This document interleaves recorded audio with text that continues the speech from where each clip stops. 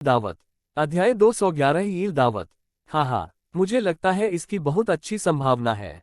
निकी वू ने मछली पकड़ने के जालों के बारे में आत्मविश्वास से बात की। इस बिंदु पर मुझे उम्मीद है कि पाठक हमारे डोमेन नाम को याद रखेंगे। ताइवानी उपन्यासों का एक विशाल संग्रह आपका इंतजार कर रहा है। मुझे लगता है कि बहुत उम्मीद है। शिंग आओवेई के चेहरे पर मुस्कान थी। हुक वाले जाल की सफलता ने उन्हें आगामी मछली पकड़ने वाले जाल के लिए बहुत उम्मीदें जगा दी थीं। हाँ, तो हमें फिर से शुभकामनाएं दीजिए। शाओमो मुस्कुराते हुए उन दोनों के पीछे पीछे चल रहा था और बातें कर रहा था। वे जल्द ही उस स्थान पर पहुंच गए जहां मछली की टोकरियां रखी हुई थीं। रुको, क्या तुम्हें दिख रहा है कि उस इलाके में पानी लहरदार है? सबसे आगे चल रही निकी वू ने उत्साह से कहा। वे तीनों अंदर गए और देखा कि मछली की टोकरी के मुंह में एक छेद था। अरे, यहाँ तो छेद है। शिंग आओवेई ने निराशा में अपना सिर हिलाया। यह शायद काम न करे, हमारे पास अब कुछ बचा ही नहीं है। शाओमो ने मछली की टोकरी उठाई, उसे देखा और अफसोस से कहा, अरे बाप रे, मुझे लगता है ये भाग गया है। हाँ, मछली को बाहर निकलने के लिए काफी संघर्ष करना पड़ा होगा। निकी वू ने सहमति में सिर हिलाया और उनके चेहरे पर खेद का भाव था। कपड़ा बुरी तरह फट गया था। मछली की टोकरी को बुरी तरह क्षतिग्रस्त देखकर शिंग आओवेई ने अनुमान लगाया, ये तो बहुत बड़ा होगा। कितना अफसोस की बात है। कोई बात नहीं, इसे ऊपर ले जाओ, ये बेकार है। शाओमो ने सांत्वना के कुछ शब्द कहे, फिर फटी हुई मछली की टोकरी उठाए और उनके पीछे पीछे दूसरी मछली की टोकरी के पास चली गई। अचानक जिंग आओवेई ने उत्साह से कहा, भाई लोंग, शियाओमो, ये सुनो, कोई आवाज आ रही है। तीनों रुक गए और ध्यान से सुनने लगे। मछली की टोकरी की दिशा से पानी में मछलियों के छपछपाने की आवाज आ रही थी। क्रोध यक्ष शख्स, ओम बिस्कुट। हाँ, इससे निकी वू बेहद रोमांचित हो गईं।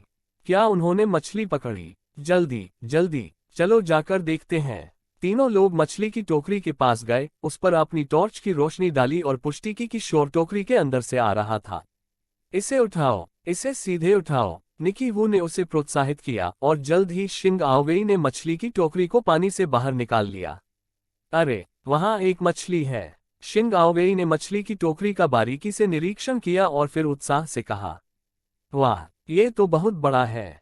निकी वू ने भी खुशी से जयकार की और चिल्लाए। शाओमो ने मछली की टोकरी में खुशी से देखा और कहा, हाँ, यह मछली तो वाकई बहुत बड़ी है।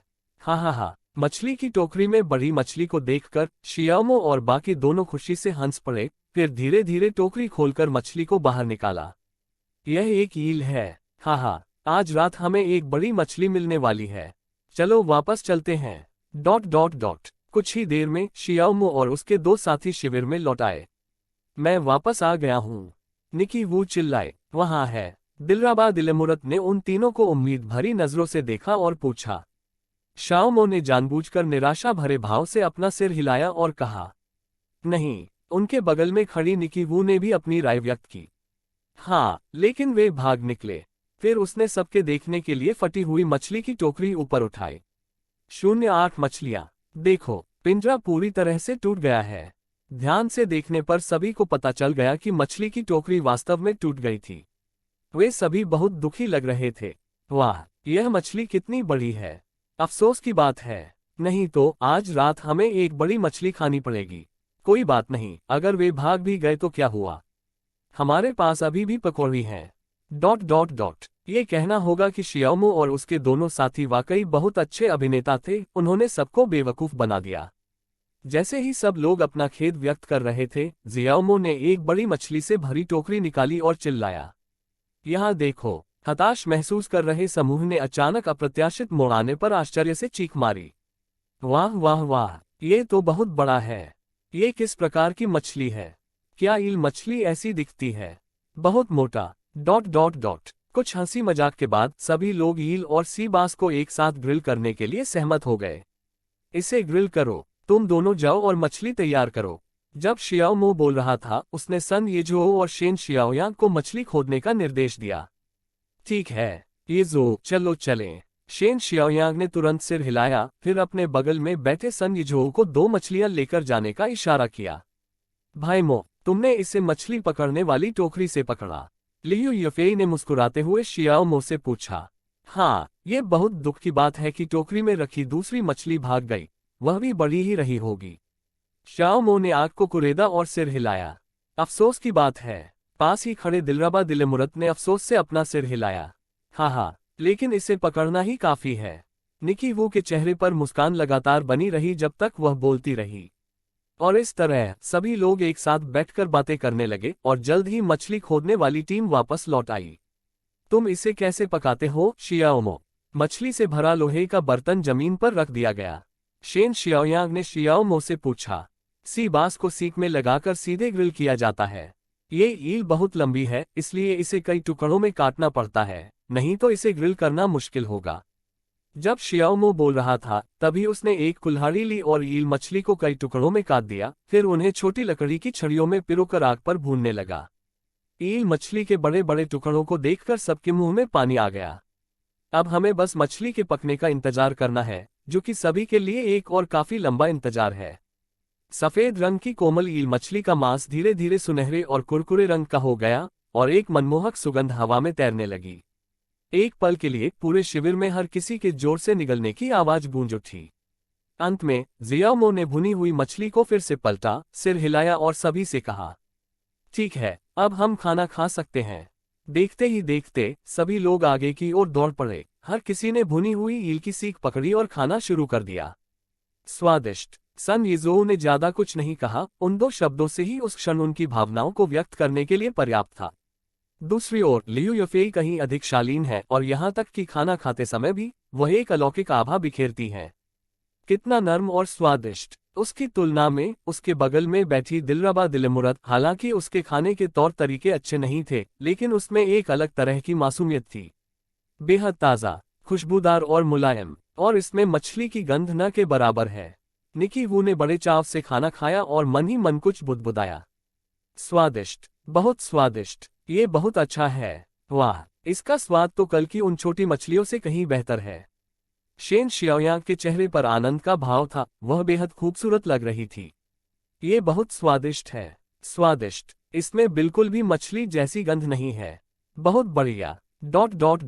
शाओमो और अन्य लोग बेहद स्वादिष्ट ग्रिल्ड ईल का आनंद ले रहे थे। उन्हें इस बात का बिल्कुल भी अंदाजा नहीं था कि उनका लाइव स्ट्रीम वायरल हो चुका है। रात के आकाश में तारों की एक झलक। तुम फिर से आधी रात को ये लुभावनी तस्वीरें क्यों पोस्ट कर रहे हो? हे भगवान, मुझे बहुत भूख लगी है। 32 पॉइंट्स लाइब्रेरी। परिचित रेसिपी, परिचित स्वाद। हाँ, एक अनुभवी प्रशंसक के तौर पर मैं सुझाव देता हूं कि पहले टेकआउट ऑर्डर करें, फिर खाते समय देखें, यही इसका आनंद लेने का सबसे अच्छा तरीका है। Angels wings. हाँ, चलो तूफान को आने दो। अब मैं सभी जहरों से अप्रभावित हूँ। आप भी ललचा जाएंगे, है ना? ये ग्रिल्ड ईल कितनी स्वादिष्ट लग रही है। मेरा भी इसे खाने का मन कर रहा है। वाइल्ड पाथ गॉडमो के खाना पकाने के कौशल पर कोई संदेह नहीं है। इतनी साधारण ग्रिल्ड मछली भी इतनी स्वादिष्ट होती है।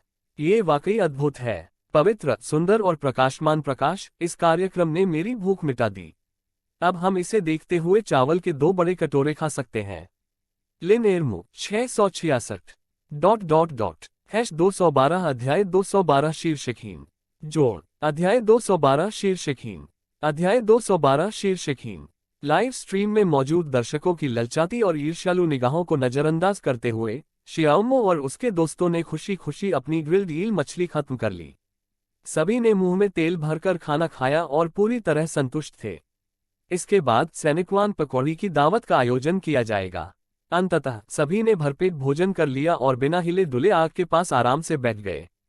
चूंकि आज रात शो की आखिरी रात है, इसलिए शियाओमो कब्र लुटेरों की गाथा की शेष कहानी सभी को सुनाने जा रहा है। किसी के उकसाए बिना ही उसने सहज रूप से कहानी को जीवंत और आकर्षक ढंग से सुनाना शुरू कर दिया। हम बर्फ से ढकी घाटी से बाहर निकलने का रास्ता खोजते हुए आगे बढ़ते रहे। आखिरकार बर्फ में छिपी हुई एक जगह हमें चढ़ने के लिए मिल गई। मैंने अपनी कुल्हाड़ी से बर्फ हटाई और चट्टानों पर सावधानी से पैर जमाने की जगह ढूंढते हुए ऊपर चढ़ना शुरू किया। उस रात हमने चट्टान के सहारे आराम किया। अगले दिन दोपहर तक हम 30 मीटर ऊंची चट्टान की चोटी पर पहुंच गए। हमने अपनी कठिन यात्रा जारी रखी। मैं साइलेंट बॉटल के पीछे पीछे चल रहा था और शाम होते होते हमने शायद 20 किलोमीटर से ज्यादा दूरी तय नहीं की थी, लेकिन हमें चारों ओर बर्फ पिघलने के संकेत दिखने लगे थे। साइलेंट बॉटल ध्यान से सुन रहा था और सावधानी से टटोल रहा था। आखिरकार उसे बर्फ में दबी दरार मिल गई। अंधेरा होने के बाद तापमान उम्मीद से कहीं ज्यादा गिर गया। हम एक दरार में छिप गए और उस गर्म पानी के झरने पर पहुंच गए जहां हमने विश्राम किया था। हमने खुद को गर्म करने के लिए आग जलाई और कुछ पानी उबाला। मुझे भूख नहीं थी और मैंने ज्यादा कुछ नहीं खाया, लेकिन साइलेंट बॉटल को भी कुछ खाने की इच्छा नहीं थी। दरार में थोड़ी देर आराम करने के बाद हम आगे बढ़े और तब तक मुझे ठीक ठीक पता चल गया था कि साइलेंट बॉटल कहाँ जा रहा है। वह ब्रॉन्ज गेट जा रहा था। उस जगह ने मेरे विश्व दृष्टिकोण को पूरी तरह से चकनाचूर कर दिया। मैं सचमुच बिल्कुल भी उसे दोबारा नहीं देखना चाहता था। हालांकि ये स्पष्ट है कि साइलेंट बॉटल का गंतव्य वही है। इस दरार का अनुसरण करते हुए अंदर की ओर जाने पर यह स्वर्गिक महल के पूरे चक्कर लगाए बिना ही शीघ्र ही उस स्थान पर पहुंच जाएगा। मैं उन मानव चेहरे वाले पक्षियों के बारे में सोच रहा था और सोच रहा था कि अब उनकी क्या हालत होगी। उस रात मुझे एक सपना आया। मैंने सपने में देखा कि मैं और साइलेंट बॉटल कांस्य द्वार पर पहुंचे। साइलेंट बॉटल ने अलविदा कहा और अंदर चला गया, मुझे दरवाजे पर अकेला छोड़कर। जब मैंने पीछे मुड़कर देखा तो अनगिनत मानव चेहरे वाले पक्षी मुझे घूर रहे थे, जिससे मैं चौंक कर जाग गया। जागने के बाद मैंने देखा कि साइलेंट बॉटल सो नहीं रहा था, बल्कि अपना सारा सामान समेट रहा था। मैंने उससे पूछा कि वह क्या कर रहा है, तो उसने कहा, मैं कुछ चीजें देख रहा हूं। मैं ये सब तुम्हारे लिए छोड़ रहा हूं। तुम्हें वापस आते समय इनकी जरूरत पड़ सकती है। और आपके बारे में क्या? मैंने आश्चर्य से पूछा। कि हाँ, इससे कोई फर्क नहीं पड़ता कि मैं नवजात शिशु हूं, मैं अपने गंतव्य के बहुत करीब हूं, उसने कहा। अब आपको अंदर जाने की जरूरत नहीं है, अंदर बहुत खतरनाक है। ... कहानी अब तक खत्म हो जानी चाहिए थी। मैं अपने सभी रहस्यों को भली भांति समझ चुकी हूं और जिन रहस्यों को मैं नहीं जानती उन्हें मैंने छोड़ दिया है। स्माइलिंग फेस, नीला दिल, 9SH C sigma M custard biscuit. लेकिन कुछ बातें अभी भी उल्लेख करने और सुझाने लायक हैं, क्योंकि वे कहानी की समग्रता के लिए सहायक हो सकती हैं। अब मुझे पूरा यकीन है कि झांग परिवार वास्तव में पूर्वोत्तर चीन से ही आया था। वे चीन की महान दीवार के बाहर स्थित एक ऐसे क्षेत्र में रहते थे जहां जातीय अल्पसंख्यक रहते थे। हालांकि उस समय वे अल्पसंख्यक नहीं थे। आम तौर पर यह माना जाता है कि युआन राजवंश के दौरान मंगोलों के मध्य मैदानों में प्रवेश करने के बाद झांग परिवार की गतिविधियां सबसे कमजोर पड़ गईं। वे लगभग सभी मिंग राजवंश तक छिपकर रहे, जिसके बाद वे फिर से सामने आने लगे। झांग परिवार के अपने बेहद सख्त नियम हैं। झांग किलिंग नाम का इस्तेमाल कोई भी नहीं कर सकता। इसका इस्तेमाल केवल परिवार के चुने हुए मुखिया के उत्तराधिकारी को ही करना होता है। इसीलिए झांग किलिंग परियोजना की शुरुआत हुई। वे इस पद्धति के माध्यम से झांग परिवार के वर्तमान मुखिया का पता लगाना चाहते थे। इसके अलावा मुझे संदेह है कि झांग परिवार की विचित्र वंशानुक्रम सभी सदस्यों में मौजूद नहीं है। ये संभवतः एक अप्रभावी आनुवंशिक लक्षण है या फिर कोई बीमारी भी हो सकती है। झांग परिवार के केवल कुछ ही सदस्यों में यह विचित्र वंशानुक्रम पाया जाता है और उनमें से केवल सबसे प्रबल प्रभाव वाला व्यक्ति ही कुल का मुखिया बन सकता है। इस क्षमता की निरंतरता सुनिश्चित करने के लिए कुल के मुखिया की पत्नी का भी उसी कुल की और उसी वंशानुक्रम की महिला होना आवश्यक है। इसे अंतर्विवाह कहा जाता है, लेकिन इससे एक अन्य आनुवंशिक बीमारी स्मृतिलोप का दीर्घकालिक वंशानुक्रम भी होता है। चीन गणराज्य के मध्यकाल से ही प्राचीन भवन में किसी का प्रवेश नहीं रहा, जिससे ये संकेत मिलता है कि झांग परिवार का पतन उसी समय से शुरू हो गया था। इसका कारण ये था कि उन्होंने चीन के सामंती समाज के अंत का सामना किया और उस दौरान हुई कई क्रांतियां पूरी तरह से वैचारिक क्रांतियां थीं। झांग परिवार के पास चाहे कितनी भी संपत्ति और शक्ति क्यों न रही हो, ऐसे नए विचारों के प्रभाव से वे भीतर से ही बिखरने लगे। लगभग इसी समय प्रमुख शक्तियों में से एक लॉर्ड झांग का छोटा परिवार झांग परिवार के नियंत्रण से अलग हो गया। संभवतः लॉर्ड झांग के पिता की पीढ़ी के लोग ही परिवार की कोई जानकारी अपने साथ लिए बिना चले गए। वे पूर्वोत्तर चीन में सक्रिय रहे, लेकिन उन्होंने झांग परिवार के सभी पैतृक सिद्धांतों का त्याग कर दिया। उन्होंने बड़े पैमाने पर व्यापार शुरू किया और धीरे धीरे व्यापारी बन गए। बाद में जब जापानियों ने पूर्वोत्तर चीन पर आक्रमण किया तो लॉर्ड झांग की पिछली पीढ़ी के लगभग सभी लोग वहां जापानियों से लड़ते हुए मारे गए। इसलिए लॉर्ड झांग अपने लोगों को लेकर चांगशा भाग गए। संभवतः चांगशा चीन की महान दीवार के भीतर कब्रों की लूट का मुख्य अड्डा था, इसीलिए लॉर्ड झांग वहां गए थे। चांगशा पहुंचने के बाद लॉर्ड झांग ने तेजी से अपना प्रभाव बढ़ाया, जापानियों का सक्रिय रूप से प्रतिरोध किया और साथ ही स्थानीय नायकों के साथ संबंध भी मजबूत किए। ये चीनी इतिहास का एक उथल पुथल भरा और पौराणिक काल था जिसमें कई नायकों का उदय हुआ और धीरे धीरे 9 द्वार अस्तित्व में आए। इनमें से 3 ऊपरी द्वार लॉर्ड झांग की जापान विरोधी युद्ध में भागीदारी के कारण धीरे धीरे सेना के साथ जुड़ गए। जापान पर विजय के बाद लॉर्ड झांग ने राजनीति में प्रवेश किया और अपने संपर्कों के बल पर एक विशेष विभाग के प्रमुख बन गए। साथ ही उन्हें झांग परिवार की दीर्घायु के रहस्य को उजागर करने का कार्य सौंपा गया। हालांकि लॉर्ड झांग को अपने पैतृक झांग परिवार के बारे में बिल्कुल भी जानकारी नहीं थी, लेकिन उन्हें अपने माता पिता की पीढ़ी की कुछ यादें थीं और झांग परिवार के अभिलेखों में भी इसके कुछ रिकॉर्ड मौजूद थे। इसलिए उन्हें पता था कि उनके पूर्वजों के सभी रहस्य झांग परिवार के प्राचीन भवन में छिपे हुए हैं। झांग परिवार का समाधि स्थल। उसे झांग परिवार की प्राचीन हवेली ढूंढनी होगी। सबसे पहले उन्होंने झांग किलिंग परियोजना शुरू की, झांग परिवार के मुखिया का पता लगाने के लिए, जिनके ठिकाने युद्ध के दौरान पूरी तरह से अज्ञात थे।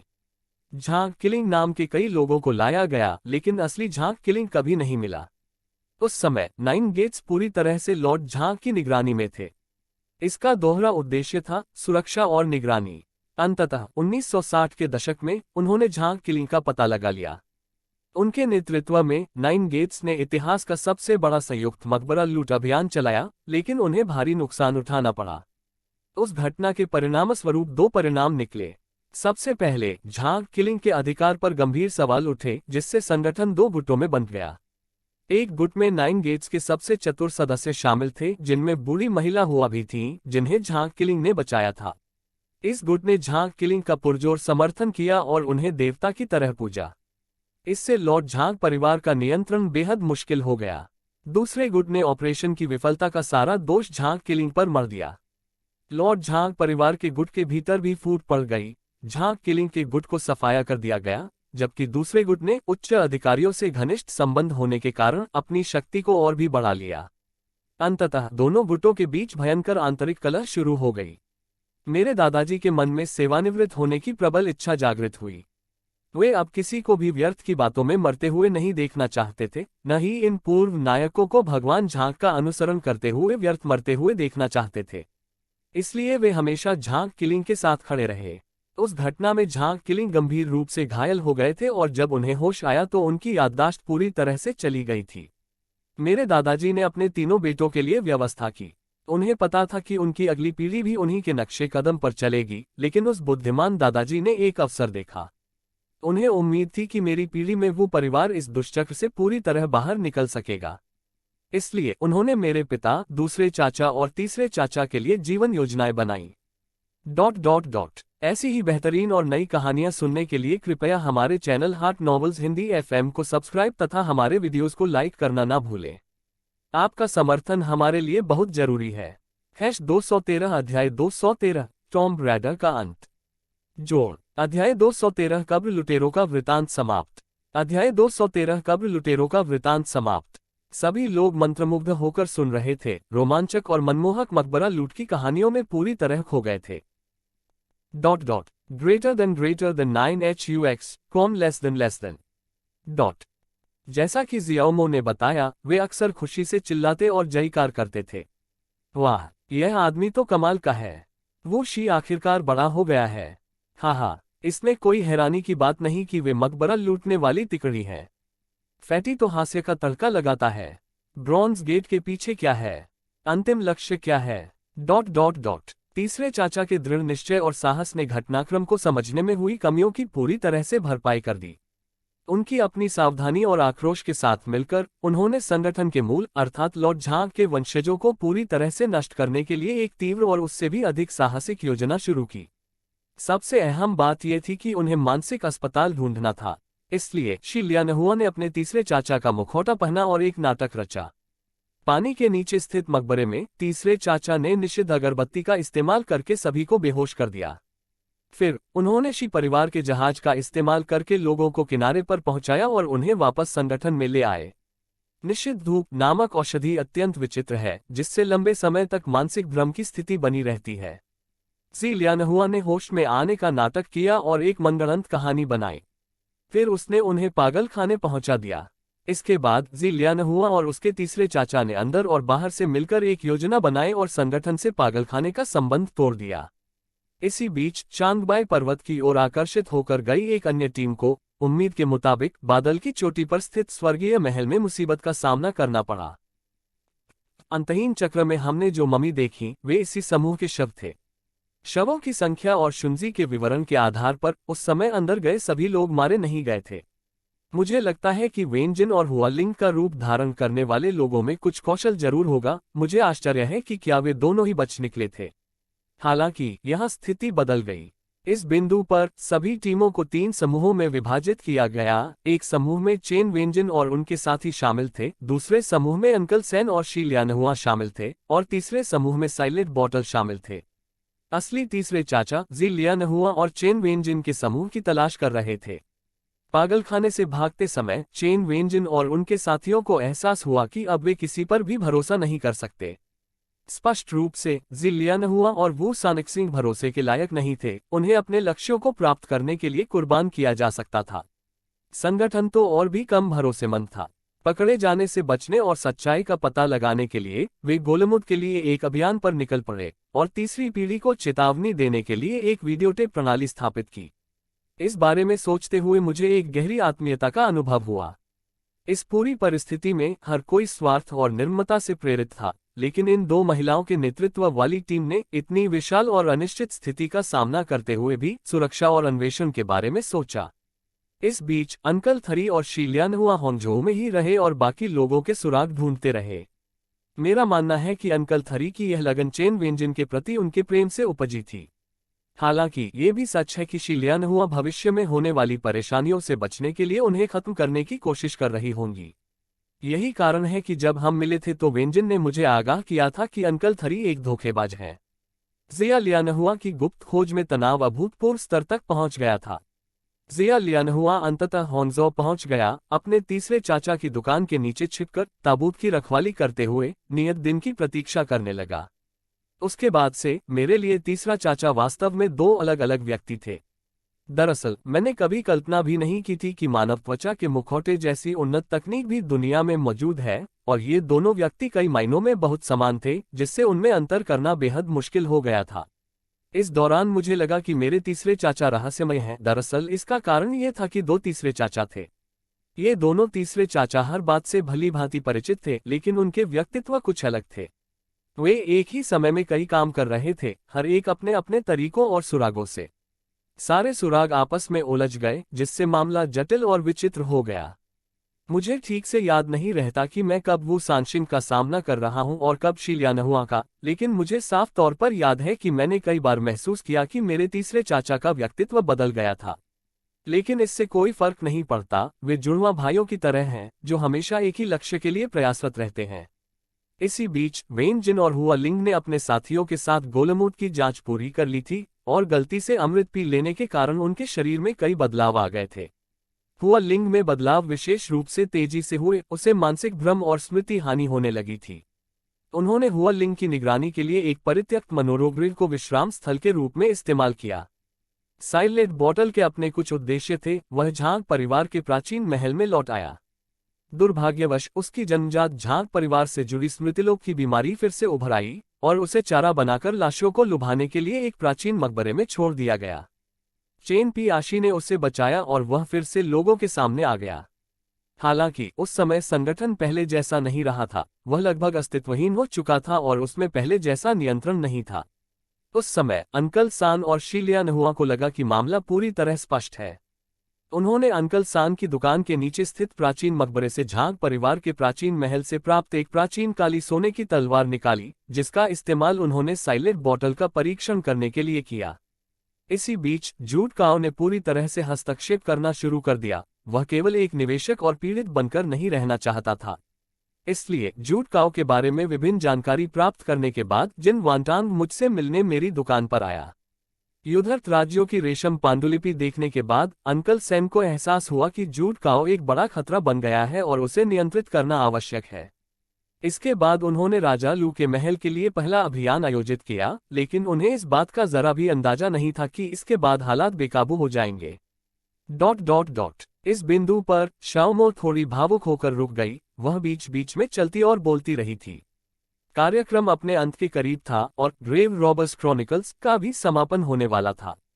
इसी के साथ कब्र लूटने की कहानी समाप्त होती है।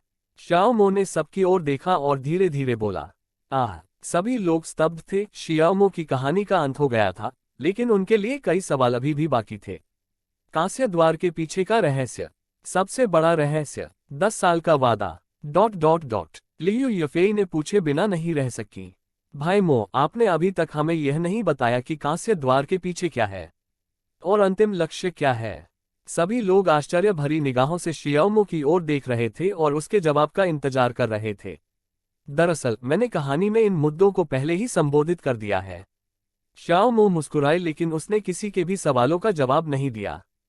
कांस्य द्वार के उस पार क्या है और अंतिम लक्ष्य के बारे में आप सभी के अपने अपने अनुमान होंगे, है ना? दिलरबा दिलमुरत पूरी तरह से अचंभित लग रही थी। उसे कुछ भी याद नहीं आ रहा था। अरे भाई मो, कृपया मुझे बताओ, मुझे याद नहीं आ रहा। ये देखकर कि सभी लोग अभी भी असमंजस में दिख रहे थे, ज़ियाओमो ने बेबसी से मुस्कुराते हुए कहा और उसके पास समझाने के अलावा कोई विकल्प नहीं था। कांस्य द्वार के पीछे छिपा अंतिम रहस्य अमरता का वह रहस्य है जिसकी खोज इतिहास भर के सम्राट करते रहे हैं। लेकिन यह उस प्राचीन सभ्यता का उत्पाद है जिसमें फुशी, नुवा और शीवांगमू रहते थे और इसे सार्वजनिक नहीं किया जाना चाहिए। इसलिए इसे चांगबाई पर्वत की चोटी पर स्थित कांस्य द्वार के पीछे छिपा दिया गया था। पूर्वोत्तर चीन का झांग परिवार, जहां से शियाओगे हैं, भी इसी काल से संबंधित है। उनका परिवार पीढ़ियों से कांस्य द्वार के रहस्य की रक्षा करता आ रहा है। प्रत्येक पीढ़ी में झांग परिवार के मुखिया को झांग किलिंग कहा जाता है। ग्वांगशी में स्थित झांग परिवार के प्राचीन महल से प्राप्त जानकारी के अनुसार किलिंग रक्त के 2 प्रमुख गुण हैं, बुराई से बचाव और दीर्घायु। किलिंग रक्त वाले लोग आमतौर पर 200 वर्ष से अधिक जीवित रह सकते हैं। वो शी और उनके समूह द्वारा क्लाउड पैलेस में खोजा गया डोंगशिया साम्राज्य भी कांस्य द्वार की रक्षा करने वाले लोगों का सबसे प्रारंभिक समूह था। कहानी से हमें पता चला कि पूर्वी शिया साम्राज्य के शासक वान नू राजा कांस्य द्वार से निकले एक कनखजूरे जैसे प्राणी थे। प्रत्येक वान नू राजा की मृत्यु के बाद उन्हें पुनर्जन्म के अगले चक्र से गुजरने के लिए कांस्य द्वार पर लौटना पड़ता था। अमरता प्राप्त करने की यह एक प्रारंभिक और अपरिपक्व तकनीक थी। ... 214 अध्याय 214 हमारे कानून पूरा हो गया है। जोड़ अध्याय 214 हमारा कानून पूरा हो गया है। अध्याय 214 हमारा कानून पूरा हो गया है। और 10 साल का वादा सचमुच सच साबित हुआ। शाओमो ने सबकी ओर देखा और पाया कि सभी को शाओगे का किरदार बेहद पसंद था। मंगोलों द्वारा पूर्वी शिया साम्राज्य के विनाश के बाद शियाओगे जिस झांग परिवार से संबंधित थे, वे कांस्य द्वार के वास्तविक संरक्षक बन गए। शियाओगे के पास मौजूद भूत मोहर कांस्य द्वार को खोलने की कुंजी है। झांग परिवार की औसत आयु 200 से 300 वर्ष है, जिसका कारण कांस्य द्वार के पीछे छिपी रहस्यमय शक्ति है। दशकों से शियाओगे के चेहरे में कोई बदलाव नहीं आया है, जिससे ये स्पष्ट होता है कि उस समय दीर्घायु तकनीक काफी उन्नत थी, लेकिन फिर भी उनकी स्मृति अपूर्ण थी। इसी कारण शियाओगे ने अपना पूरा जीवन संसार में अपने निशान खोजने में व्यतीत किया। आधुनिक काल में झांग परिवार की शक्ति धीरे धीरे कम होती गई और शियाओगे झांग परिवार के अंतिम बचे सदस्य थे। कांस्य द्वार के रहस्य की रक्षा के लिए उन्होंने 9 द्वारों के साथ एक समझौता किया। उन्होंने 9 द्वारों को जानकारी जुटाने में मदद की और 9 द्वारों के सदस्य बारी बारी से द्वार की रक्षा करते थे। दुर्भाग्य से बदलते समय ने 9 द्वारों को बुरी तरह कमजोर कर दिया है और अब किसी के पास द्वार की रक्षा करने की शक्ति नहीं है। इसलिए ये जिम्मेदारी शियाओगे को उठानी पड़ी। अंतिम बार कांस्य द्वार में प्रवेश करने से पहले शियाओगे ने वू शी को सब कुछ बताया और उनसे 10 साल बाद आकर उन्हें ले जाने का अनुरोध किया। यही 10 वर्षीय समझौते की उत्पत्ति है। ... शाओमो कुछ देर तक बड़बड़ाता रहा, उन कुछ सवालों के जवाब देता रहा जो किसी को समझ नहीं आ रहे थे। देर हो जाने पर उसने कहा, जहां तक कब्र लूटने की विभिन्न शैलियों के मुद्दे की बात है, जिसके बारे में हर कोई चिंतित है, मेरा अगला उपन्यास the 9 gates the grave robbers chronicles का पूर्वाभ्यास है और यह कब्र लूटने की विभिन्न शैलियों की कहानियों पर केंद्रित होगा। शाओमो की बातें सुनकर सभी ने खुशी मनाई और अपनी उत्सुकता व्यक्त की। वाह, ये तो बहुत बढ़िया है। हाँ, भाई मो, तो फिर आपको जल्दी से उपन्यास लिखना खत्म कर देना चाहिए। बहुत खूब, अब हम आखिरकार लॉर्ड झांग को समझ सकते हैं। वह वाकई एक रहस्यमय व्यक्ति हैं। ... ठीक है। शाओमो ने उत्साहित भीड़ को रोका और फिर कहा, देर हो रही है, सबको सो जाना चाहिए। हम कल आखिरी जगह के लिए रवाना हो रहे हैं। ये सुनकर सबने सिर हिलाया, उन सब पर उदासी छा गई। फुहारा छोड़ती वेल 69 सक्स पोएम पिशाच म्यूजिकल नोट। कल आखिरी दिन है। मुझे इसे बेचने में सच में थोड़ी हिचकिचाहट हो रही है। शो अब खत्म होने वाला है। सो जाओ, इसके बारे में सोचना बंद करो। सभी को शुभरात्रि। शुभ रात्रि। Dot dot dot. उस रात और कुछ नहीं कहा गया। Dot dot dot. अगले दिन सूरज खूब चमक रहा था, आसमान ऊंचा था और हवा ताजी थी, और सभी लोग पहले ही उठ चुके थे। सभी लोग अपना सामान पैक करने लगे और अंतिम गंतव्य की ओर जाने की तैयारी करने लगे। अलविदा। कुछ ही देर बाद अपना सामान पैक करने के बाद सभी ने शिविर को अलविदा कहा और अपनी यात्रा पर निकल पड़े। चलो चलें, चलो चलें। हमारा एक आखिरी मिशन बाकी है। चल द डॉट डॉट डॉट। एक लंबी यात्रा के बाद जियाओमो और उसका समूह आखिरकार दोपहर के आसपास अपने अंतिम गंतव्य पर पहुंच गया। यहाँ का भूभाग समतल है और आसपास कई ऊंचे और घने बरगद के पेड़ हैं। वाह, ये तो कमाल है। ये सब बरगद के पेड़ ही होंगे। ये तो बहुत विशाल हैं। इस वृक्ष का नाम अनेक वंशज है। Dot dot dot. अपने सामने घने पत्तों वाले बरगद के पेड़ को देखकर जंगल परिवार के सदस्य भावुक हो गए। पिशाच टीयर्स ऑफ जॉय 69 hux.co। पेड़ों के बीच विशाल बरगद का पेड़। निदेशक ने सभी को समझाया। ऐसा कहा जाता है कि फिल्म अवतार में वी लोगों द्वारा बसा हुआ विशाल वृक्ष बरगद के वृक्ष पर आधारित था। जब बरगद की शाखा जमीन को छूती है तो वह जड़ पकड़ लेती है और एक नए पेड़ के रूप में विकसित हो जाती है। नौरू के लोगों के लिए बरगद का पेड़ एक पवित्र प्रतीक है जो जीवन की रक्षा करता है और अटूट जीवन शक्ति का प्रतीक है। निर्देशक, जो अपने बगल में खड़े विशाल बरगद के पेड़ को विस्मय से देख रहे थे, ने शियाओमो और अन्य लोगों से कहा, आपका अंतिम कार्य इस विशाल बरगद के पेड़ पर चढ़ना और सबसे ऊपर रखी वस्तु को वापस लाना है। ये कार्य सुनकर निकी वू ने अपना सिर हिलाया और कहा, वाह, ये चुनौती वाकई आसान नहीं है। सभी लोग उस विशाल पेड़ को देख रहे थे जो इतना बड़ा था कि वे उस पर अपने पैर भी नहीं रख सकते थे और काफी परेशान दिख रहे थे। मैं इस पर कैसे चढ़ूं? सभी ने एक दूसरे की ओर देखा, चुनौती स्वीकार करने में हिचकिचा रहे थे और अंततः उनका सारा ध्यान केवल शियाओमो पर ही केंद्रित हो सका। शियाओमो, अब ये तुम पर निर्भर है। ली याचेंग ने मुस्कुराते हुए सबसे पहले बात की। कोई और रास्ता नहीं है, मैं सिर्फ आप पर ही भरोसा कर सकता हूँ। निकी वू ने बेबसी से कंधे उचकाए और शियाओमो की ओर देखा। गो मोगे। लियू यफेई और दिलराबा दिलमुरात ने शियाओमो के लिए जयकार करने के लिए अपनी मुट्ठियां भींच लीं। बाकी लोग भी शियाओमो को देख रहे थे और उसका हौसला बढ़ा रहे थे।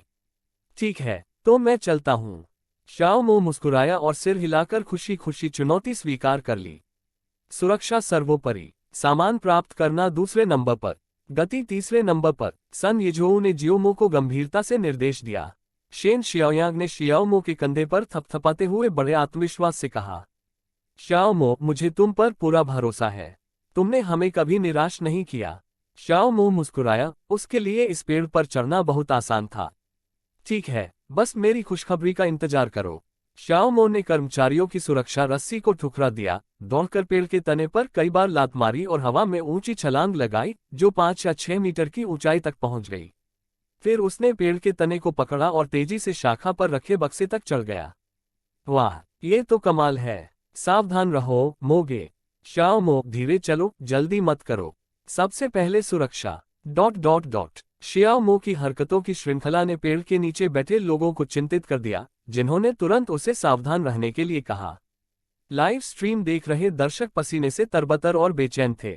अजय होना कितना अकेलापन भरा होता है, हे भगवान। क्या मो का जन्म बंदर के वर्ष में हुआ है? ये तो आश्चर्यजनक है। मो के प्रशंसक, वो मेरे दिल में बसी है। हे भगवान, मो, सावधान रहो। ये इतना लंबा है कि मेरे हाथ पसीने से भीग रहे हैं। निराश होने से इनकार, हे भगवान। मैं बहुत डर गई थी। ये बहुत ऊंचा है। भगवान, मो कितना निर्दयी है, उसने नीचे झांक भी लिया।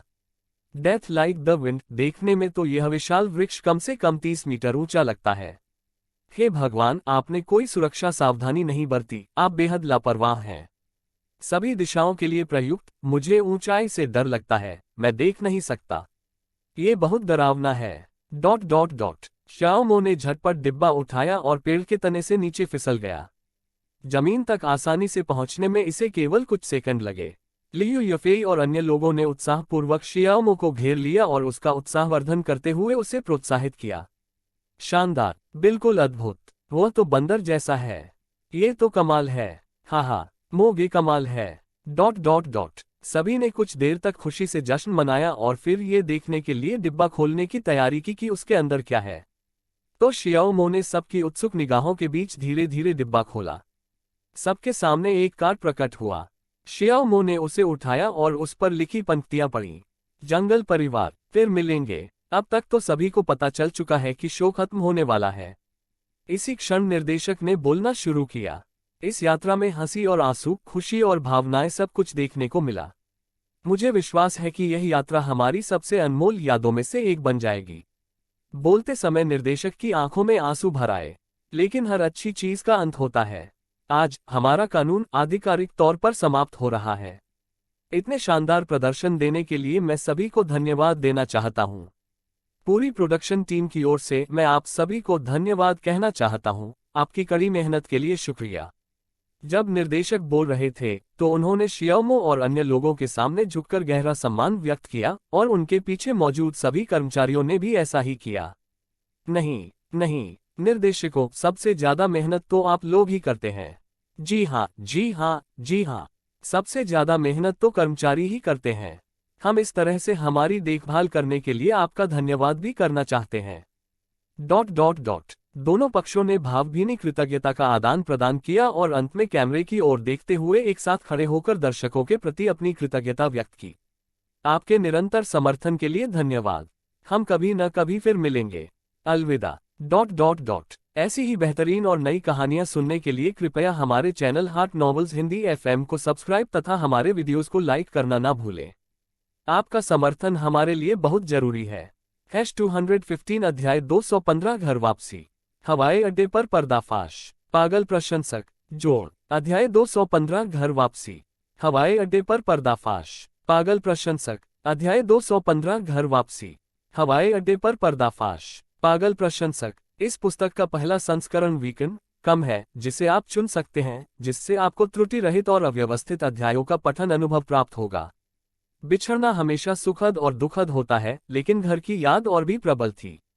थोड़ी हिचकिचाहट के बाद शियाओमो और उसके साथी ने घर की यात्रा शुरू की। Donut69hux.com Tears of Joy Smiling Cat Face। Nauru के हवाई अड्डे पर जियाओमो ने शेयरधारक के रूप में अपनी स्थिति का उपयोग करते हुए हुआक्सिया एयरलाइंस से संपर्क किया और जल्द ही हुआक्सिया एयरलाइंस का एक विमान सभी को वापस चीन ले जाने के लिए उड़ान भर गया। 7 घंटे से अधिक की उड़ान के बाद रात 8 बजे जियाओमो और उनके दल ने अंततः यंजिंग अंतर्राष्ट्रीय हवाई अड्डे पर कदम रखा। क्या आप सब सचमुच मेरे घर मिलने नहीं आएंगे? जैसे ही वे जहाज से उतरने वाले थे, जियाओमो ने लियू यफेई और अन्य लोगों से फिर से पूछा। दिलराबा दिलमुरत ने सिर हिलाते हुए कहा, नहीं भाई मो, हम बहुत दिनों से घर नहीं गए हैं। हम पहले घर जाकर कुछ देर मिलना चाहते हैं। अगली बार जब समय मिलेगा तो हम आपके घर खेलने आएंगे। लियू यफेई ने भी क्षमा प्रार्थी भाव से शियाओमो से कहा, माफ करना भाई मो, मेरी माँ मुझे लेने आई थी। अगली बार मैं तुम्हारे घर जरूर आऊंगी। मुझे बहन शिकी और छोटी स्टार की भी थोड़ी याद आ रही है। अन्य लोग भी इसी तरह की स्थिति में थे। उनके दोस्त या परिवार वाले पहले से ही हवाई अड्डे के बाहर उनका इंतजार कर रहे थे। ठीक है, सभी को पहले अपने परिवार के साथ कुछ समय बिताना चाहिए। अगर आपको किसी चीज की जरूरत हो तो वीचैट के जरिए हमसे संपर्क करें। शियाओमो ने इस मामले पर और जोर नहीं दिया और सहमति में सिर हिला दिया। फिर सभी लोग पूरी तरह से खुद को तैयार करने लगे, मास्क, धूप के चश्मे, टोपी और इसी तरह की चीजें पहनने लगे। यानजिंग अंतर्राष्ट्रीय हवाई अड्डे पर लोगों की भारी भीड़ रहती है और हमारा कानून नामक शो की बदौलत शियाओमो और उनके 8 दोस्तों को इस समय चीन में सबसे लोकप्रिय हस्तियों में गिना जा सकता है। अनावश्यक परेशानी और हवाई अड्डे पर भीड़भाड़ से बचने के लिए जियाओमो और उनकी टीम ने बहुत ही सावधानीपूर्वक भेष बदला। सेलिब्रिटीज के लिए ये चीजें आम बात हैं। वे तुरंत निकास द्वार से बाहर निकल आए। उन्हें इस बात का जरा भी अंदाजा नहीं था कि उनका असामान्य पहनावा अपराध स्वीकार करने के बराबर था और हवाई अड्डे पर इंतजार कर रहे पेपराजी ने तुरंत अपने कैमरे निकाले और उन्हें घेर लिया। हालांकि मैं अभी तक किसी सेलिब्रिटी को पहचान नहीं पा रहा हूं, लेकिन एयरपोर्ट पर सेलिब्रिटी के आम पहनावे को देखकर लगता है कि कोई स्टार ही होगा। चलिए पहले एक तस्वीर ले लेते हैं। एक भी गलत तस्वीर छूट जाने से बेहतर है कि 10,000 गलत तस्वीरें ले ली जाएं। यही इन पेपराजी का पेशेवर नैतिक सिद्धांत है। चटक चटक शियाओमो और उसके साथियों पर लगातार फ्लैश चमक रहे थे। अपनी पोल खुलते देख शियाओमो और उसके साथी तुरंत वहां से भागने के लिए अपनी रफ्तार बढ़ा दी। दौड़ो दौड़ो, ये पेपराजी कितने चालाक हैं। क्या आप हमें तब भी पहचान पाएंगे जब हम सब इस तरह दिखेंगे। डॉट डॉट डॉट शियाओमो और बाकी लोग अवाक रह गए और उन्होंने अपनी गति और तेज कर दी। तभी एक पेपराजी रिपोर्टर, जो एमो का प्रशंसक भी था, ने नेता को देखा और उसके कद, उसके व्यवहार से खुद को अधिक परिचित महसूस करने लगा और फिर उत्साह से चीख उठा। आह, ये तो गॉडमो है। वह चीख बारूद के ढेर में आग लगाने के लिए माचिस जलाने के समान थी। बहुत खूब। पल भर में पेपराजी बेकाबू हो गए। जो लोग पहले सिर्फ पीछे पीछे चल रहे थे और तस्वीरें ले रहे थे, वे भी अब आगे बढ़ने लगे। हरा दिल जाओ ट्रॉफी फ्लश्ड। हे भगवान, ये तो सचमुच गॉडमो है। अरे बाप रे, यहाँ चौथा राजकुमार भी है। भाई पिंग, लियू तियानजियान, रेबा, आह, जंगल फैमिली वापस आ गई है। जी हाँ, शो खत्म होने के बाद वे लौट आए हैं। डॉट डॉट डॉट खबर सुनकर हवाई अड्डे पर मौजूद राहगीर भी घेराबंदी और दमन के प्रयास में शामिल हो गए। आह, हे भगवान, फेफी, रीबा, मैं तुमसे प्यार करता हूँ। डॉट डॉट डॉट वहां का नजारा बेहद अराजक था। पूरा एयरपोर्ट टर्मिनल उन्मादी प्रशंसकों से खचाखच भरा हुआ था। इस समय व्यवस्था बनाए रखने के लिए हवाई अड्डे के सुरक्षा कर्मियों को तुरंत मौके पर भेजा गया। हालांकि पूरी तरह से पागल हो चुके प्रशंसकों का सामना करने पर वे स्पष्ट रूप से कम पड़ गए थे। शियाओमो और उसके साथी सुरक्षाकर्मियों के पीछे दुबक कर बैठ गए, हिलने डुलने में असमर्थ थे और असहाय होकर देखते रहे। हम क्या करें, ये लोग तो पागल हैं। लियू यफेई ने भौहें चढ़ाकर पूछा, क्योंकि वह लंबे समय से चीन नहीं गई थी और उसे पता नहीं था कि वे अपने देश में कितने लोकप्रिय थे। उनके पोस्टर हर जगह लगे हुए थे और 7 या 8 साल के बच्चों से लेकर 60 या 70 साल के बुजुर्गों तक सभी लोग उनके शो का हर एक एपिसोड देखते थे। शियाओमो ने भौहें चढ़ाकर उस अराजक दृश्य को देखा। वह पूरी तरह से असमंजस में थी। इस समय चतुर विचारों से परिपूर्ण शेन शियाओयांग की आंखें चमक उठीं और उसने मुस्कुराते हुए कहा, मेरे पास विचार है। कौन सा तरीका? भाई यांग, हमें जल्दी बताओ। सभी लोग आशा भरी निगाहों से उसकी ओर देख रहे थे। शेन शियाओयांग ने शरारती मुस्कान के साथ शियाओमो की ओर देखा और फिर कहा, हम शियाओमो को यहीं छोड़ देंगे ताकि वह उनका ध्यान भटका सके और फिर हम चुपके से निकल जाएंगे। ये सुनकर सभी लोग थोड़े चौंक गए। फिर उनकी आंखें चमक उठीं और इससे पहले कि शियाओमो मना कर पाती, वे सर्वसम्मति से इस विचार पर सहमत हो गए।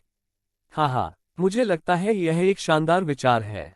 हाँ, भाई मो, हम सबको बचाने के लिए हम सिर्फ तुम्हारी बलि दे सकते हैं। भाई मो, आगे बढ़ो, हम आपका धन्यवाद करेंगे। जाओ शियाओमो, तुम कर सकते हो। हम आपकी आत्मा को सदा याद रखेंगे। डॉट डॉट डॉट शियाओमो अपने दोस्तों को अचंभित होकर देखता रहा। फिर नाटकीय ढंग से कांपते हाथों से उसने उन पर आरोप लगाया, तुम लोग, तुम कितने बेवफा हो। आह, मैंने दोस्तों को चुनने में वाकई बहुत बड़ी गलती की। सुख दुख बांटने का क्या हुआ? तुमने मुझे धोखा दिया। हाँ, सभी लोग शियाओमो को खुद को मूर्ख साबित करते हुए देखकर मजे ले रहे थे। दिलराबा दिलमुरत ने शियाओमो के कंधे पर थपथपाते हुए कहा, भाई मो, बस हार मान लो।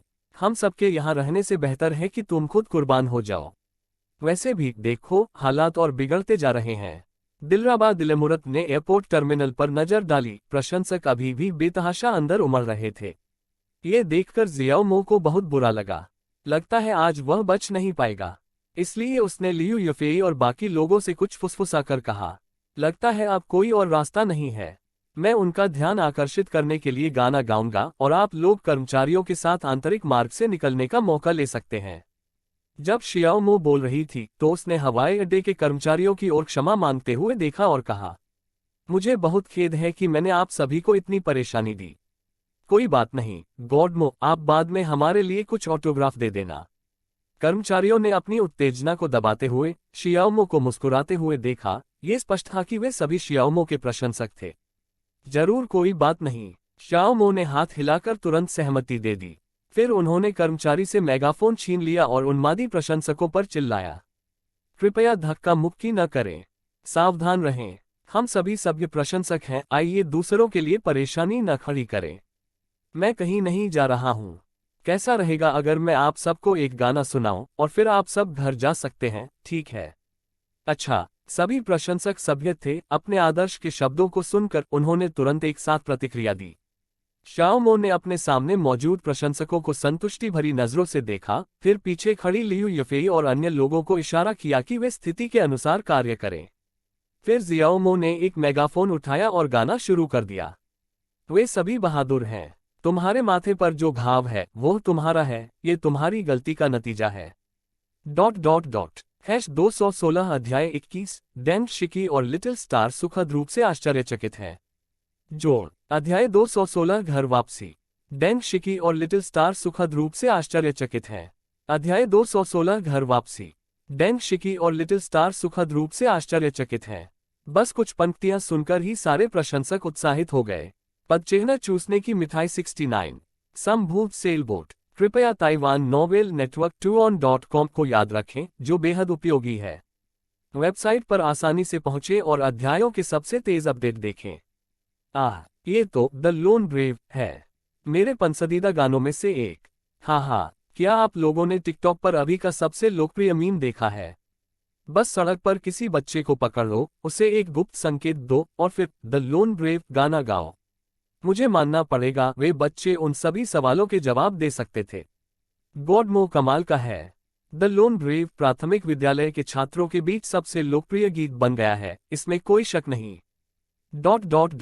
कुछ देर की अफरा तफरी के बाद प्रशंसक तुरंत शांत हो गए। कुछ भी छिपाने की जरूरत नहीं है। तुम्हारी घिसी पिटी गुड़िया, तुम्हारा मुखौटा, तुम्हारा अहंकार। उन्होंने कहा कि वे प्रकाश लाएंगे और हर राक्षस को वश में करेंगे। वे कहते हैं, अपने घावों को सिल लो, जोकर को कोई प्यार नहीं करता। उद्धरण चिन्ह। अकेले क्यों रहें? नहीं, ये गौरव की बात नहीं है। मनुष्य अपूर्ण है और यही बात उन्हें प्रशंसा के योग्य बनाती है। कौन कहता है कि कीचड़ से सना हुआ व्यक्ति हीरो नहीं होता? इस समय कई प्रशंसक चुपचाप शियाओमो के साथ गाने लगे और जब गाना अपने चरम पर पहुंचा तो सभी लोग उसमें शामिल हो गए। सैकड़ों हजारों लोगों की आवाजें एक हो गईं और गायन पहले से कहीं अधिक शक्तिशाली और गूंजदार हो गया। यहां तक कि हवाई अड्डे के बाहर मौजूद प्रशंसक और राहगीर भी प्रेरित हुए और जोर जोर से गाने में शामिल हो गए। मुझे तब अच्छा लगता है जब तुम अंधेरी गली में अकेले चलती हो, मुझे वह तरीका अच्छा लगता है जिससे तुम घुटने टेकने से इनकार करती हो। मैंने प्रेम के साथ निराशा का सामना किया है, फिर भी मैं एक भी आंसू बहाने से इनकार करती हूँ। मुझे तुम्हारे फटे पुराने कपड़े पसंद हैं, फिर भी मैं भाग्य की बंदूक को रोकने का साहस रखता हूँ। तुम्हें प्यार करना बिल्कुल मेरे जैसा है, हम दोनों में एक जैसी कमियां भी हैं। क्या मुझे जाना चाहिए? क्या मैं इसके लायक हूँ? ये फटा हुआ लबादा। युद्ध, हाँ युद्ध। अत्यंत साधारण सपनों के साथ अंधेरे में सिसकियों और गर्जों के बीच टिल्ड। किसने कहा कि केवल वही लोग नायक होते हैं जो प्रकाश में खड़े होते हैं? इस समय लियू यफेई और शाओमो के पीछे खड़े अन्य लोगों ने एक दूसरे की ओर देखा और मौन सहमति में सिर हिलाया। अगर वे अब नहीं निकले तो कब निकलेंगे? इसलिए मैंने चुपचाप कुछ अनिच्छुक कर्मचारियों का अनुसरण किया और आंतरिक मार्ग से बाहर निकल गया। कॉम। हवाई अड्डे के बाहर पहुंचते ही लियू यफेई ने कुछ झिझकते हुए कहा, अगर हम इसे ऐसे ही छोड़ दें तो क्या ये बुरा नहीं होगा? दिलराबा दिलमुरत ने उसका हाथ पकड़कर उसे सांत्वना दी। चिंता मत करो भाई, मो बहुत काबिल है, वो जाने का कोई ना कोई रास्ता जरूर निकाल लेंगे। हाँ फेफे, चिंता मत करो। निकी वू ने मुस्कुराते हुए ये भी कहा कि उन्हें शियाओमो की कोई चिंता नहीं है, क्योंकि उसकी क्षमताएं उनकी कल्पना से परे हैं। ली याचेंग ने सिर हिलाया और फिर कहा, ठीक है, चलो यहाँ से अलग हो जाते हैं। जल्दी निकल जाते हैं, नहीं तो फिर से प्रशंसकों ने हमें घेर लिया। ये सुनकर सब हंस पड़े, क्योंकि उन्हें एहसास हो गया था कि इस बार शियाओमो उन्हें बचाने के लिए वहां नहीं होगा। इसलिए उन्होंने एक दूसरे को अलविदा कहा और अपनी अपनी कारों में बैठकर चले गए। एयरपोर्ट के अंदर शियाओमो और उनके प्रशंसकों के गाने की गूंज जारी रही। उन्होंने कहा, तुम्हें अपना अहंकार कम करना होगा, ये गंदगी को साफ करने जैसा है। उन्होंने सीढ़ियों से ऊपर जाने को कहा। कीमत में भारी गिरावट आ रही है, तो मुझे हवा पर सवार होने दो, लेकिन नहीं, आप भी उतने ही गौरवान्वित हैं उस अकेले साहस के साथ। कौन कहता है कि गो का एक साधारण खेल किसी हीरो के बराबर नहीं होता? मुझे तब अच्छा लगता है जब तुम अंधेरी गली में अकेले चलती हो, मुझे वह तरीका अच्छा लगता है जिससे तुम घुटने टेकने से इनकार करती हो। मैंने प्रेम के साथ निराशा का सामना किया है, फिर भी मैं एक भी आंसू बहाने से इनकार करती हूँ। मुझे तुम्हारे फटे पुराने कपड़े पसंद हैं, फिर भी मैं भाग्य की बंदूक को रोकने का साहस रखता हूँ। तुम्हें प्यार करना बिल्कुल मेरे जैसा है, हमारे शरीर में एक जैसी कमियां भी हैं। क्या मुझे जाना चाहिए? क्या मैं इसके लायक हूँ? ये फटा हुआ लबादा। युद्ध, हाँ युद्ध। अत्यंत साधारण सपनों के साथ अंधेरे में सिसकियों और गरजों के बीच टिल्ड। किसने कहा कि केवल वही लोग नायक होते हैं जो प्रकाश में खड़े होते हैं? आपकी चित्तीदार उपस्थिति अद्वितीय है। आपकी चुप्पी असहनीय है। आप ही हीरो हैं। खोपड़ी स्माइलिंग फेस एस फ्रॉम जैक ओ लैंटन। मुझे तब अच्छा लगता है जब तुम अंधेरी गलियों में अकेले चलती हो, मुझे वह तरीका अच्छा लगता है जिससे तुम घुटने टेकने से इनकार करती हो। मैंने प्रेम के साथ निराशा का सामना किया है, फिर भी मैं एक भी आंसू बहाने से इनकार करती हूँ। तुम्हारे लिए मेरा प्यार जंगल से आया है, मैं इस जीवन में कभी किसी और की दया पर निर्भर नहीं रहूंगा। तुम खंडहरों पर अपना नगर राज्य बनाओगे। आगे बढ़ो अपने सबसे विनम्र सपनों के साथ। तो फिर सबसे ऊंचे सपनों के साथ युद्ध। अंधेरे में सिसकियों और गरजों के बीच टिल्ड। कौन कहता है कि केवल प्रकाश में खड़े रहने वाले ही नायक होते हैं? द लोन ब्रेव गाने ने सभी को उत्साहित और रोमांचित कर दिया। ताली बजाओ ताली बजाओ ताली बजाओ ताली बजाओ ताली बजाओ ताली बजाओ। भगवान मो भगवान मो भगवान मो। एयरपोर्ट टर्मिनल में फैंस जोर जोर से चिल्ला रहे थे, उनके दिल की धड़कनें तेज हो रही थीं और हाथ उत्साह से कांप रहे थे, क्योंकि उन्हें एहसास हो गया था कि उनके पसंदीदा सितारे उनके कितने करीब हैं। सबको अभूतपूर्व संतुष्टि का अनुभव हुआ। हाँ, मैंने अपने आदर्श के साथ युगल गीत गाया। यह अद्भुत था। मैं इस बात पर जीवन भर गर्व कर सकता हूँ। ठीक है। शाओ मो ने तुरंत सबको शांत करते हुए कहा कि अगर वे चिल्लाते रहे तो हवाई अड्डे की नींव तक हिल जाएगी और सबका बहुत समय बर्बाद हो जाएगा। आप सभी के समर्थन के लिए धन्यवाद।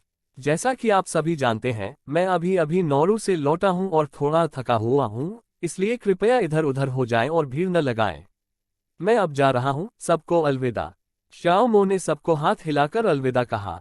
भगवान मो, जाओ और आराम करो, हम भी अभी निकल रहे हैं। वाह, मैं तो बहुत भावुक हो गई। भगवान मो इतना थका हुआ था, फिर भी उसने हमारे साथ गाना गाया। गॉड मो, हम हमेशा आपका समर्थन करेंगे। प्रशंसकों के प्यारे शब्दों को सुनकर गलियारे में प्रवेश करने ही वाली शियाओ मो मुड़ी, अपना हाथ आगे बढ़ाया, अपने अंगूठे और तर्जनी को आपस में मिलाकर एक छोटा सा दिल का आकार बनाया। ओह! इससे एक बार फिर पूरे दर्शकों में चीख पुकार मच गई। शाओ मो तुरंत स्टाफ के साथ बाहर आ गईं। बेशक शाओ मो ने उनके लिए ऑटोग्राफ देना और उनके साथ तस्वीरें खींचवाना नहीं भूला। अब आपको वापस चले जाना चाहिए, हमने आपको वाकई बहुत परेशानी दी है। हमें बहुत खेद है। हे अलविदा गॉड मो। शाओ मो के उन्हें अलविदा कहने के बाद कर्मचारी मुस्कुराते हुए और खुशी खुशी बातें करते हुए काम पर वापस चले गए। जियाओ मो भी कार में बैठ गया और अपने निजी ड्राइवर जियाओ जून से कहा, भाई जून, चलो घर चलते हैं। कम बोलने वाले जियाओ जून ने जबरदस्ती मुस्कुराते हुए सिर हिलाया और गाड़ी स्टार्ट करके चले गए। एक फूलों की दुकान के पास से गुजरते हुए जियाओ मो ने जियाओ जून को कार रोकने का इशारा किया। भाई जून, मेरा इंतजार करो।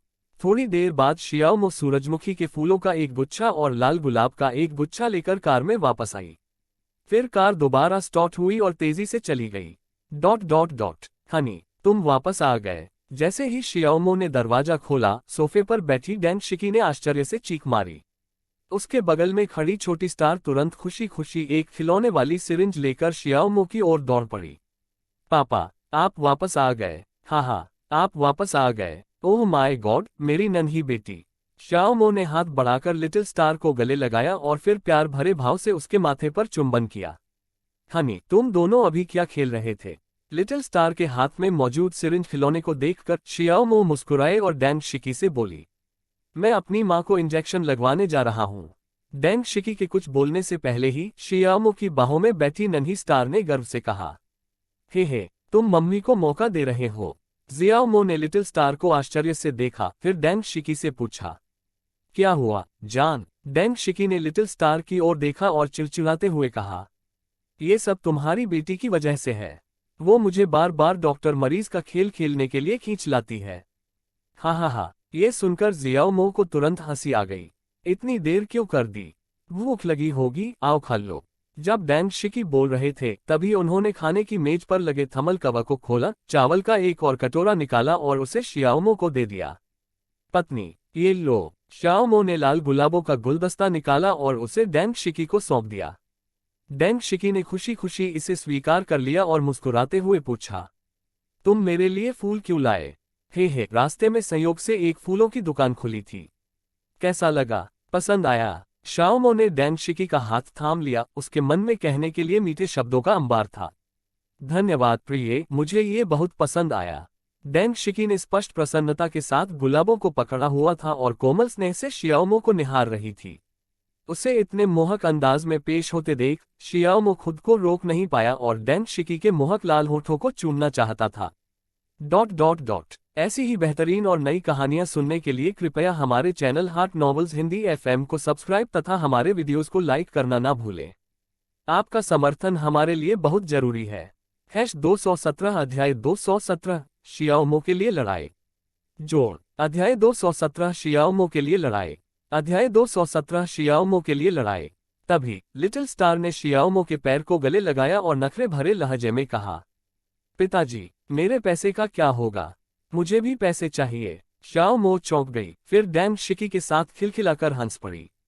फिर मानो जादू से उसने अचानक उस सूरजमुखी को प्रकट कर दिया जिसे उसने लिटिल स्टार के सामने छिपा रखा था। Musical note musical note musical note shoes एड SSM musical note musical note musical note Google search reading. बहुत खूब। तुरंत ही लिटिल स्टार ने ताली बजाई और खुशी से चिल्लाने लगा, पापा बहुत ही शानदार हैं। सूरजमुखी। मुस्कुराते हुए उसने फूलों को अपने सीने से लगा लिया, वह स्पष्ट रूप से प्रसन्न थी। शियाओमो नीचे बैठ गई, लिटिल स्टार के सिर पर हाथ फेरा और फिर स्नेह भरे भाव से उससे कहा, बेटी, क्या तुम्हें पता है पापा ने तुम्हें सूरजमुखी क्यों दिया? क्योंकि सूरजमुखी धूप, स्वास्थ्य, सकारात्मकता और सकारात्मक ऊर्जा का प्रतीक है। पिताजी आशा करते हैं कि हमारी नन्ही स्टार हमेशा सूरजमुखी की तरह खिली रहे, सदा उज्ज्वल, स्वस्थ और सकारात्मक बनी रहे। नन्ही तारा सूरजमुखी का फूल पकड़े हुए गंभीरता से सिर हिलाते हुए बोली, हाँ, नन्ही स्टार सूरजमुखी की तरह खूब चमकेगी। जब वह बोल रही थी तो उसने खुद को प्रोत्साहित करने के लिए अपनी छोटी मुट्ठी उठाई और उसकी मनमोहक उपस्थिति ने तुरंत शियाओमो और डैंग शिकी के दिलों को पिघला दिया। हाँ, फिर छोटी तारा खुशी खुशी दौड़ पड़ी। वह सूरजमुखी को अपने कमरे में रखना चाहती थी ताकि वह उसे हर दिन देख सके। शियाओमो ने कोमलता से डैंग शिकी के गालों को सहलाया, उसकी आंखों में स्नेह भरा हुआ था। पत्नी, मुझे तुम्हारी बहुत याद आती है। लाल गुलाब के अर्थ की तरह मैं तुमसे हर दिन प्यार करता हूँ। मैं तुम्हें यही तो बताना चाहता था। पति। डैंग शिकी अत्यंत भावुक होकर शियाओमो की बाहों में समा गई। वो शख्स, ओम पिशाच दिल, मुझे तुम्हारी बहुत याद आती है। हर दिन। दोनों ने चुपचाप एक दूसरे को गले लगाया, जिससे एक दूसरे के लिए उनकी तड़प व्यक्त हुई। इस समय उनकी दुनिया में केवल एक दूसरे का साथ ही समाहित था। वे एक दूसरे की धड़कनें महसूस कर रहे थे, एक दूसरे की जानी पहचानी खुशबू सूंघ रहे थे और एक दूसरे की गर्माहट महसूस कर रहे थे। उनका वह कोमल क्षण तभी भंग हुआ जब लिटिल स्टार प्रकट हुई। पापा, मम्मी, मैंने फूल गुलदस्ते में रख दिए हैं ताकि मैं उन्हें हर दिन देख सकूं। छोटी स्टार ने उन दोनों से प्रसन्न भाव से कहा। हाँ, बच्चा बहुत प्यारा है। डैंग शिकी ने लिटिल स्टार के प्यारे से गाल को चुटकी से दबाया, उसकी तारीफ की और फिर शियाओमो की ओर प्यार से देखते हुए कहा, चलो जल्दी खा लेते हैं, ये जल्दी ठंडा हो जाएगा। शियाओमो मुस्कुराए और सिर हिलाया, फिर रात के खाने की तैयारी करने के लिए बैठ गई। अरे बाप रे, आज तो इतना सारा खाना है, मैं तो सारा खा ही नहीं सकती। आप लोग थोड़ा क्यों नहीं खा लेते? नहीं, मैंने काफी खा लिया है। अगर मैं और खाऊंगा तो मोटा हो जाऊंगा। डैंग शिकी ने तुरंत इनकार में अपना सिर हिलाया, फिर लिटिल स्टार से पूछा, बेबी, क्या तुम्हें और चाहिए? वाह, मैं पापा के साथ डिनर करूंगा। ये सुनकर नन्ही स्टार ने तुरंत सिर हिलाया और खुशी से कहा। फिर डैंग शिकी उसके लिए अपना प्यारा सा बच्चों का कटोरा और चॉपस्टिक लेकर आई। फिर खाना खाते समय शियाओमो ने माँ और बेटी को बाहर हुई कई रोचक घटनाओं के बारे में बताया, जिससे वे खिलखिलाकर हंसने लगीं। फ्लश्ड शूज एड CVM स्ट्रॉबेरी चीटी। कुछ पल के लिए पूरा लिविंग रूम अविश्वसनीय रूप से गर्म और आरामदायक महसूस हुआ। खाना खाने के बाद तीनों सोफे पर बैठकर कार्टून देखने लगे। शियाओमो ने लिटिल स्टार को गोद में लिया हुआ था और वह बीच बीच में डैन शिकी से बातें करती और हंसती रहती थी। तभी कार्यक्रम जी सेगमेंट में पहुंचा और लिटिल स्टार ने अपने चेहरे पर गर्व भरी मुस्कान के साथ डैन शिकी से कहा, मम्मी देखो, पापा ने मुझे गोद में ले रखा है। उसके चेहरे पर दिख रही आत्मसंतुष्ट मुस्कान बेहद प्यारी थी। शियाओमो और डैन शिकी दोनों ने उसे मजे से देखा। डैन शिकी ने जानबूझकर ईर्ष्या का नाटक किया और नखरे भरे लहजे में शियाओमो से कहा, प्रिय, मैं भी चाहती हूं कि तुम मुझे गले लगाओ। शियाओमो मुस्कुराया और उसकी कमर में हाथ डालने के लिए आगे बढ़ा, लेकिन लिटिल स्टार ने आपत्ति जताते हुए डैन शिकी को धक्का दिया और कहा, जाओ अपने पिताजी को ढूंढो। ये सुनकर शियाओमो और डैन शिकी तुरंत बेंबू में रुक गए। उनकी बेटी बहुत ही मजेदार थी। हाँ, बेबी, तुम कितनी प्यारी हो। हंसी। डैन शिकी द्वारा गुदगुदी किए जाने पर लिटिल स्टार लगातार हंसता रहा। कुछ देर टीवी देखने के बाद लिटिल स्टार को नींद आने लगी, इसलिए उसने शियाओमो से धीरे से कहा, पापा, मैं आज रात आपके साथ सोना चाहती हूँ। डैन शिकी को थोड़ी जलन महसूस हुई। तुम्हारी माँ ने घर पर तुम्हारा इतना ख्याल रखा, लेकिन तुम्हारे पिता ने वापस आते ही तुम्हें धोखा दे दिया, उसने सोचा, इसलिए उसने उसे चिढ़ाने का फैसला किया। तुम पूरी रात मेरे पति से चिपकी रही और अब भी उसके साथ सोना चाहती हो। तुम्हारी उम्र कितनी है? अकेले जाकर सो जाओ। लिटिल स्टार ने गर्व भरी निगाहों से डैन शिकी की ओर देखा और कहा, मैं तुम्हारे पति के साथ हर समय नहीं सोती, कभी कभार ही सोती हूँ। बोलते हुए उन्होंने डैन शिकी को तिरस्कार भरी नजरों से देखा और आगे कहा, तुम इतनी समझदार हो गई हो, फिर भी मेरे पापा के साथ सो रही हो। क्या तुम्हें शर्म नहीं आती?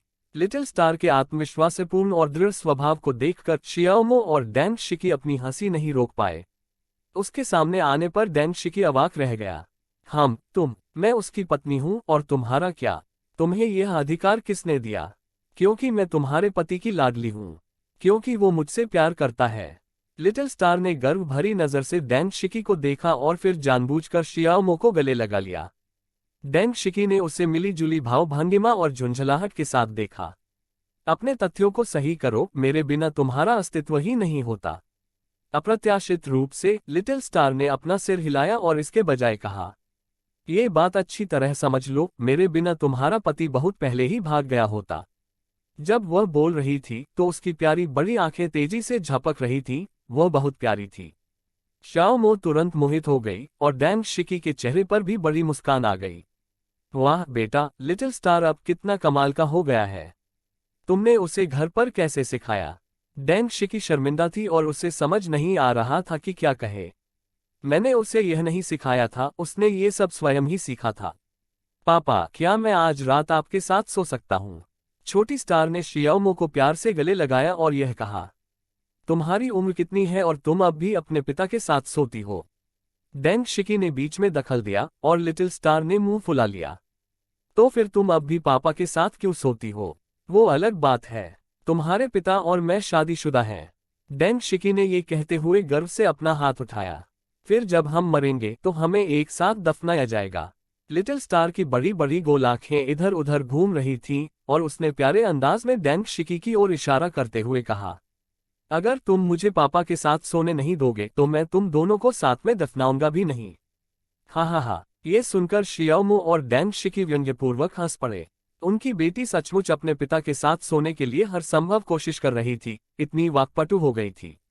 डैड के लिए लड़ी गई आखिरी लड़ाई लिटिल स्टार की जीत के साथ समाप्त हुई। शुभ रात्रि पिताजी। शुभ रात्रि नन्हे झूले।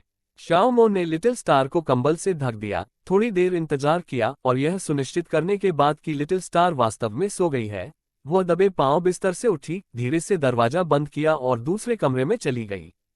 कैसी हो? क्या नन्ही स्टार सो रही है? एक सेक्सी लेस वाली नाइटगाउन पहने हुए डैन शिकी झट से उठी और पूछा। उसकी मांस के रंग की स्टॉकिंग्स रोशनी में चमक रही थीं। गड़गड़ाहट। इतनी खूबसूरती को देखकर शियाओमो ने अपनी सांस रोक ली और फिर डैन शिकी को ओके का इशारा किया। हे जान, बहुत देर हो रही है, चलो सो जाते हैं। ओह। जब शियाओमो ने डैन शिकी को उठाया तो वह आश्चर्य से चिल्लाए और दोनों नर्म बिस्तर पर गिर पड़े। दूरी से प्यार बढ़ता है और वह रात मनमोहक सुंदरता से भरी हुई थी। #218 अध्याय 218 ऑस्कर जोड़। अध्याय 218 ऑस्कर। अध्याय 218 ऑस्कर। और इस तरह शियाओमो ने डैंग शिकी और लिटिल स्टार के साथ घर पर खेलते हुए कुछ खुशनुमा दिन बिताए। SH.com समुद्र पार से आए एक फोन कॉल ने उनके आरामदेह और खुशहाल समय को चकनाचूर कर दिया। बॉस, बहुत अच्छी खबर, आयरन मैन को 5 ऑस्कर नामांकन मिले हैं। सर्वश्रेष्ठ निर्देशक, सर्वश्रेष्ठ अभिनेता, सर्वश्रेष्ठ विज्ञान कथा फिल्म, सर्वश्रेष्ठ दृश्य प्रभाव और सर्वश्रेष्ठ ध्वनि संपादन। मार्वल एंटरटेनमेंट के अध्यक्ष स्टीवन ने फोन पर उत्साहपूर्वक कहा। मार्वल स्टूडियोज के पुनर्गठन के बाद रिलीज होने वाली पहली फिल्म होने के नाते आयरन मैन का स्टीवन और कंपनी के अन्य अनुभवी लोगों द्वारा बेसब्री से इंतजार किया जा रहा था।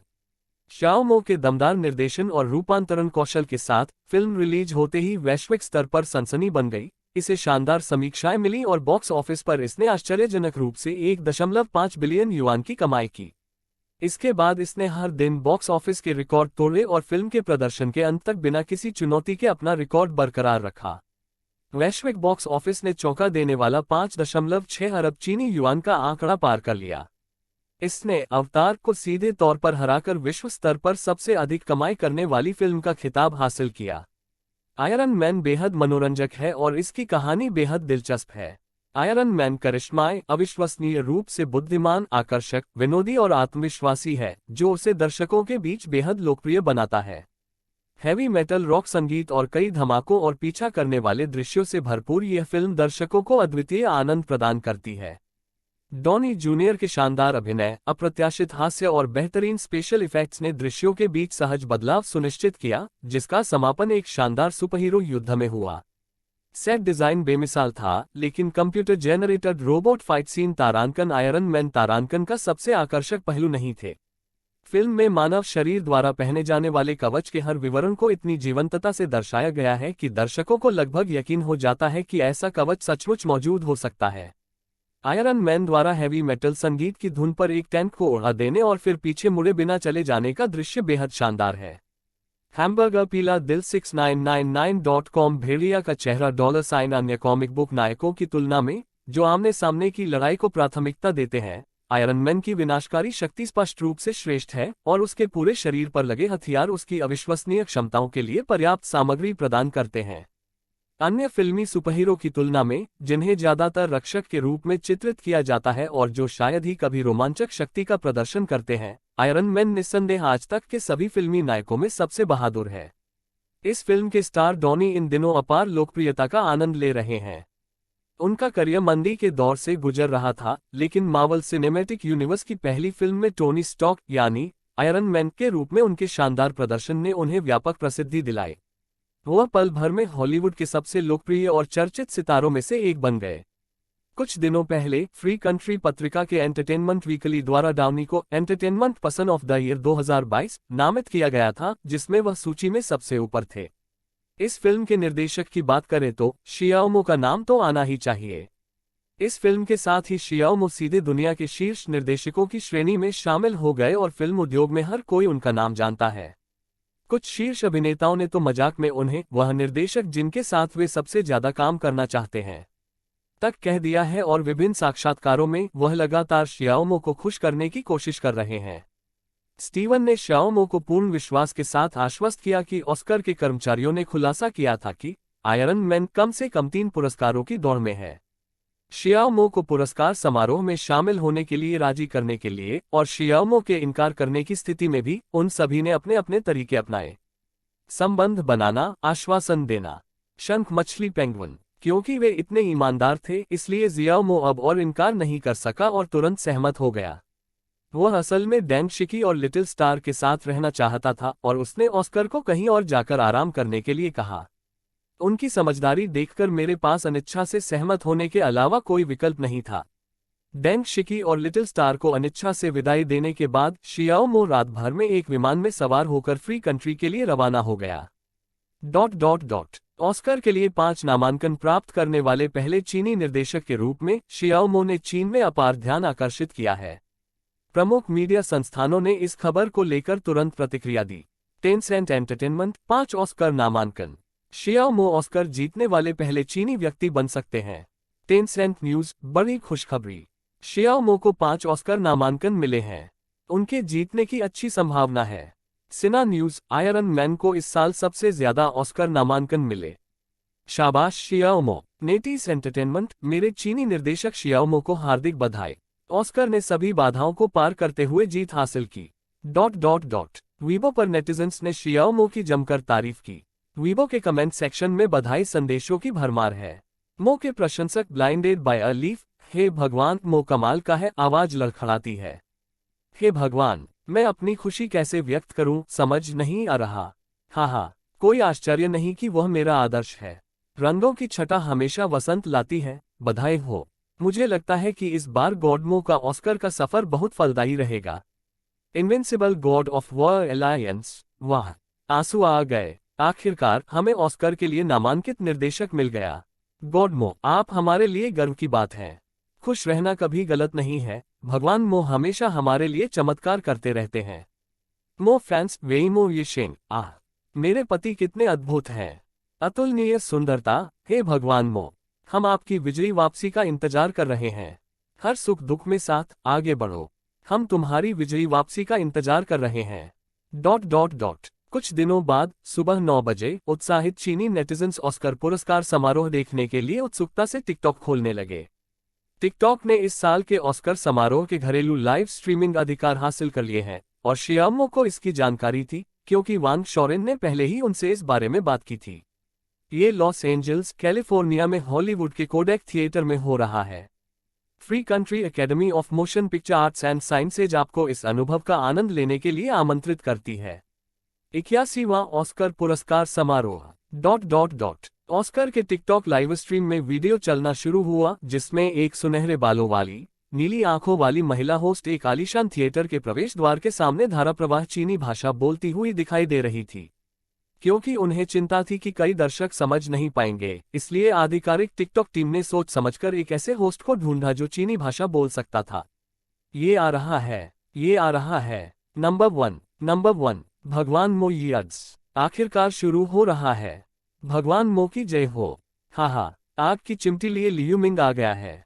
वाह, मेजबान तो कमाल का है। उसकी सुडौल आकृति मुझे उत्तेजित कर रही है। वाह, आप चीनी भाषा इतनी धाराप्रवाह बोलते हैं, मुझे ये बहुत पसंद आया। लाइव स्ट्रीम चैट टिप्पणियों से भर गई थी और कुछ ही मिनटों में दर्शकों की संख्या 100 मिलियन तक पहुंच गई। यह अभी भी अविश्वसनीय गति से बढ़ रहा है। लाइव स्ट्रीम जारी रही और सभी लोग खूबसूरत होस्ट के पीछे पीछे थिएटर में चले गए। पूरे आयोजन स्थल को बेहद आलीशान, सुरुचिपूर्ण और भव्य शैली में सजाया गया था। कैमरा पूरे दृश्य पर घूमा, फिर कुछ देर के लिए सामने खड़े आयरन मैन के कलाकारों पर रुका। वे काफी देर तक शियाओमो पर, खासकर उसके सफेद झोंकशान सूट पर टकटकी लगाए देखते रहे। आह, हे भगवान, कितना सुंदर, हे भगवान, अरे नहीं, मैं अब और बर्दाश्त नहीं कर सकती। बहनों, मैं जा रही हूँ। अरे बाप रे, गॉडमो का पहनावा तो बिल्कुल ही शानदार है। हाँ, उसकी करिश्माई अदा और शालीनता ने तो बाकी सबको पूरी तरह से मात दे दी। कितना परफेक्ट आदमी है, बिल्कुल शानदार। लाइव स्ट्रीम में दर्शक इस बारे में चर्चा कर ही रहे थे कि कैमरा धीरे धीरे स्टेज पर फोकस हुआ और एक आवाज सुनाई दी। 81वें ऑस्कर पुरस्कार समारोह के मेजबान ह्यू जैकमैन का स्वागत कीजिए। कई दर्शक इसे समझ नहीं पाए, लेकिन उन्होंने दर्शकों को जयकारे लगाते और तालियां बजाते देखा, और फिर ह्यू जैकमैन सूट पहने हुए मंच के पीछे से बाहर आए। उन्होंने सामान्य अर्थ का अनुमान लगा लिया, यह मेजबान ही होना चाहिए। मेरी नई किताब एक आरामदेह जीवन, मेरे खेल साकार हो सकते हैं, आ गई है। कृपया इसका समर्थन करें। प्रश्नवाचक चिन्ह, प्रश्नवाचक चिन्ह, प्रश्नवाचक चिन्ह, प्रश्नवाचक चिन्ह, प्रश्नवाचक चिन्ह। ऐसी ही बेहतरीन और नई कहानियां सुनने के लिए कृपया हमारे channel heart novels Hindi FM को सब्सक्राइब तथा हमारे वीडियोस को लाइक करना ना भूलें। आपका समर्थन हमारे लिए बहुत जरूरी है। 219 अध्याय 21 प्रदर्शन जोड़। अध्याय 219 उद्घाटन प्रदर्शन। अध्याय 219 उद्घाटन प्रदर्शन। अधिक से अधिक लोगों को ऑस्कर का सीधा प्रसारण देखने का अवसर प्रदान करने के लिए टिकटॉक की आधिकारिक टीम ने लाइव स्ट्रीम के दौरान वास्तविक समय में उपशीर्षक अनुवाद उपलब्ध कराने के लिए सहयोग किया। टॉफी 9 शख्स, सी जाओ मछली, मकामकनोरिजन, आखिरकार सबटाइटल आ गए। टिकटॉक, साइपन का गॉडफादर, वाटरप्रूफ कोटिंग फैक्ट्री के प्रबंधक झाओ। माफ कीजिएगा, मैं ज्यादा पढ़ा लिखा नहीं हूँ, मुझे इन विदेशियों की बातें समझ नहीं आ रही हैं। सबटाइटल टीम का शुक्रिया। घर से दूर रहते हुए घर की याद सताने पर, हाँ। ये ऑस्कर कोई खास नहीं है, ये तो हमारे देश के उन पुरस्कार समारोहों जैसा ही है। मो फैंस डेयून क्लब, हे भगवान मो, अपना पूरा जोर लगा दो। ... लाइव स्ट्रीम काफी मजेदार रही, दर्शक इसे देखते हुए चैट में बातें कर रहे थे और हंस रहे थे। उस समय तक ह्यूग जैकमैन ने एक्स-मेन ओरिजिन वुल्वरिन में अभिनय नहीं किया था, लेकिन जियाओमो ने स्टीवन को पहले ही आगामी फिल्म परियोजनाओं पर काम शुरू करने का निर्देश दे दिया था। फिल्म एक्स-मेन ओरिजिन वुल्वरिन में मुख्य अभिनेता के रूप में ह्यूग जैकमैन की कास्टिंग पूरी हो चुकी है और इसकी पुष्टि हो गई है। इस जीवन में चीन में मार्वल के कई प्रशंसक उन्हें प्यार से अंकल वुल्फ के नाम से जानते हैं। शुभ संध्या। ह्यूग जैकमैन ने मुस्कुराते हुए सभी का अभिवादन किया और दर्शक तालियों की गड़गड़ाहट से गूंज उठे। ऑस्कर पुरस्कार समारोह में आपका स्वागत है। ये निस्संदेह फिल्म उद्योग का सबसे बड़ा आयोजन है। यहाँ हम उत्कृष्ट फिल्मों और सर्वश्रेष्ठ अभिनेताओं और अभिनेत्रियों को सम्मानित करते हैं। ऑस्कर उन अभिनेताओं को प्राथमिकता देता है जो डॉनी की तरह बहुमुखी भूमिकाएं निभाते हैं। ह्यूग जैकमैन ने दर्शकों में बैठे डॉनी की ओर इशारा किया। आज रात के पुरस्कार समारोह में सबसे पसंदीदा होने के नाते आयरन मैन की कास्ट और क्रू को स्वाभाविक रूप से बहुत अधिक ध्यान मिला। ताली बजाओ, ताली बजाओ, ताली बजाओ। जोरदार तालियों की गड़गड़ाहट गूंज उठी और डॉनी सीधे बैठे हुए सभी को एक सज्जन व्यक्ति की तरह हाथ हिलाकर अपना आभार व्यक्त किया। आयरन मैन में डॉनी द्वारा अमीर प्लेबॉय और सुपरहीरो का चित्रण बिल्कुल सही है। मुझे सर्वश्रेष्ठ अभिनेता के लिए नामांकित किया गया है। इसके बाद ह्यूग जैकमैन ने मजाक में अपनी ओर इशारा किया, सिर हिलाया और व्यंग्यात्मक मुस्कान के साथ कहा, जहां तक उस फिल्म की बात है जिसमें मैंने अभिनय किया था, ऑस्ट्रेलिया, उसमें मैंने केवल मेजबान की भूमिका निभाई थी। ह्यूग जैकमैन ने कंधे उचकाए, मानो वह नाराज दिख रहे हों। इस पर तुरंत ही दर्शकों में हंसी की लहर दौड़ गई। हा, वाह, ताली बजाओ, ताली बजाओ, ताली बजाओ, ताली बजाओ। जब हंगामा शांत हुआ तो ह्यूग जैकमैन ने आगे कहा, जैसा कि आप सभी जानते हैं, इस साल एक बहुत ही शानदार फिल्म रिलीज हुई है। जी हाँ, आयरन मैन। उनके निर्देशक, जिनसे मुझे यकीन है कि हर कोई पहले से ही परिचित है, चीन के शियाओमो हैं। ह्यूग जैकमैन ने उत्साहपूर्वक शियाओमो की ओर इशारा किया, जिनकी दर्शकों में असाधारण उपस्थिति थी। ओह, ताली बजाओ, ताली बजाओ, ताली बजाओ। ओह, ... पल भर में पूरा दर्शक वर्ग उन्मादी चीखों से गूंज उठा जो काफी देर तक जारी रही। 6DUX सिग्माओ। सफेद रंग का झोंकशान सूट पहने हुए शियाओमो खड़ी हुई और हल्की मुस्कान के साथ सभी का अभिवादन किया। उनका सुरुचिपूर्ण और अद्वितीय व्यवहार किसी बेजोड़ रईस जैसा था, जिसने कुछ महिला हस्तियों को तुरंत चीखने पर मजबूर कर दिया।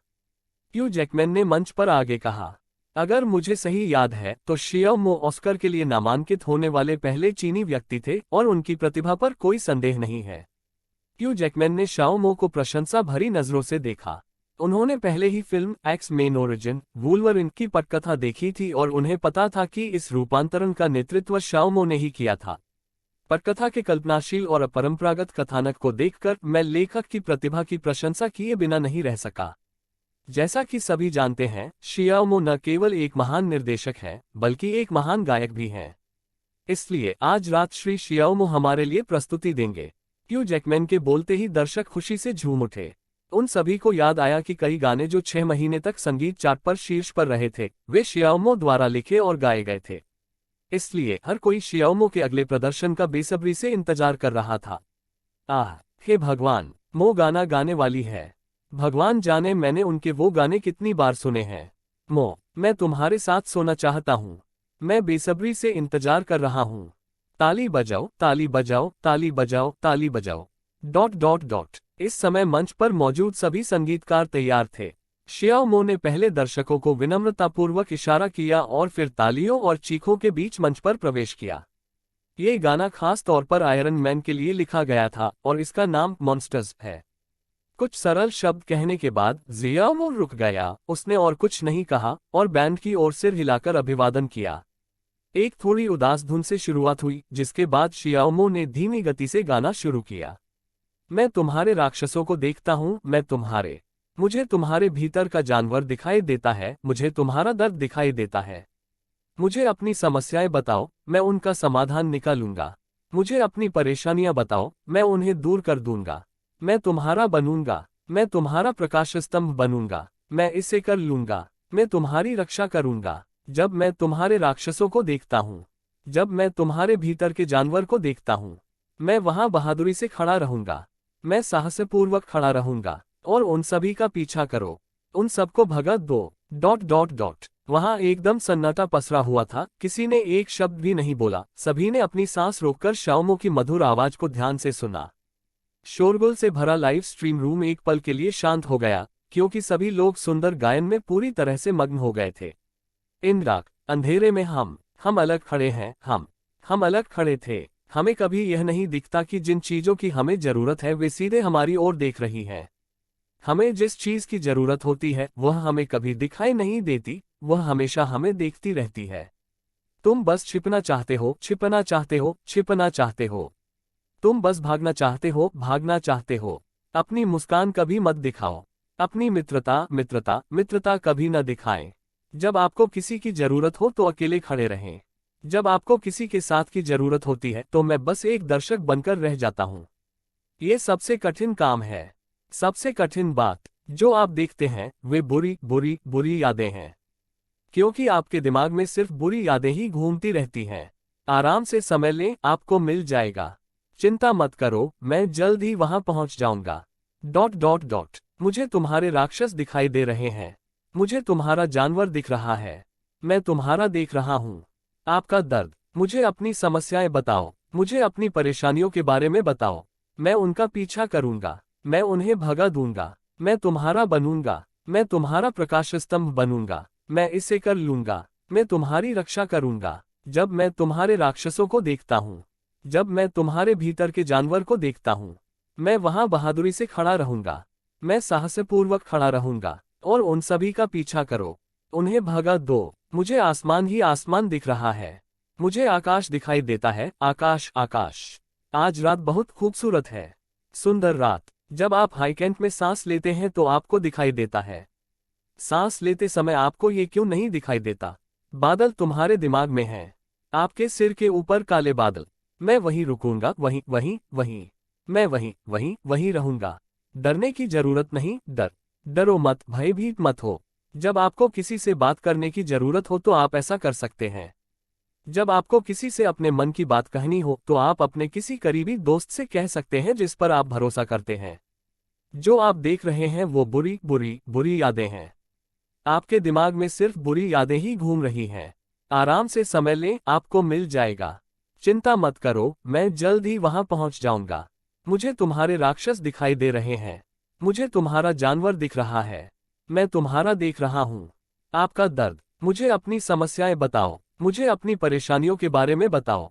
मैं उनका पीछा करूंगा। मैं उन्हें भगा दूंगा। मैं तुम्हारा बनूंगा। मैं तुम्हारा प्रकाश स्तंभ बनूंगा। मैं इसे कर लूंगा। मैं तुम्हारी रक्षा करूंगा। जब मैं तुम्हारे राक्षसों को देखता हूँ, जब मैं तुम्हारे भीतर के जानवर को देखता हूँ, मैं वहां बहादुरी से खड़ा रहूंगा।